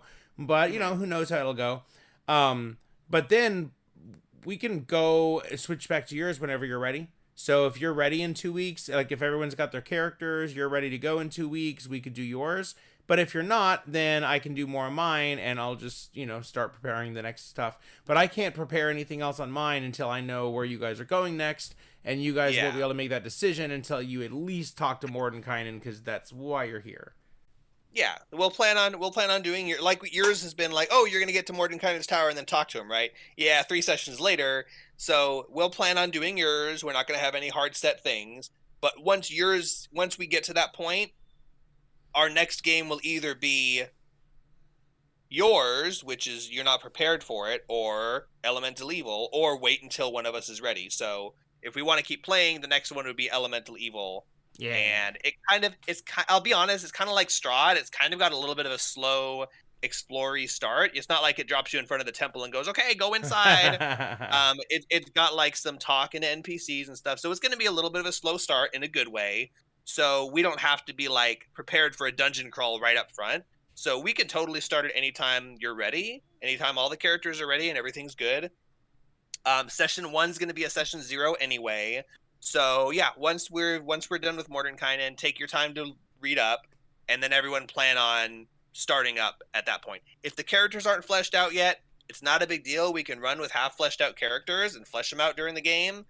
Like, it's totally fine. It's totally fluid, well, and I guess flexible. you're going to show us all that. You're going to show us the character sheet. So I'm going to see what I can figure out on my own, but then you're going to actually like session 0 is going to include you walking us through it and officially creating our characters. And then, Yeah.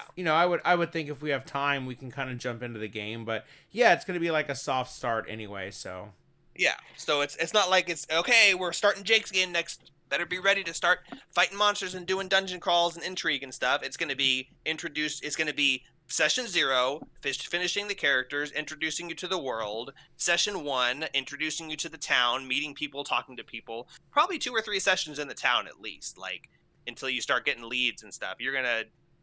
It's your base of operations for a long time. So it's not like go to the town, talk to people, and then leave. It's learn the town, and you're going to be returning there and building relationships and stuff. So yeah, and maybe we can do a couple sessions at a time. Like you do a couple of your Hamlet while I develop my next session, and then Mhm.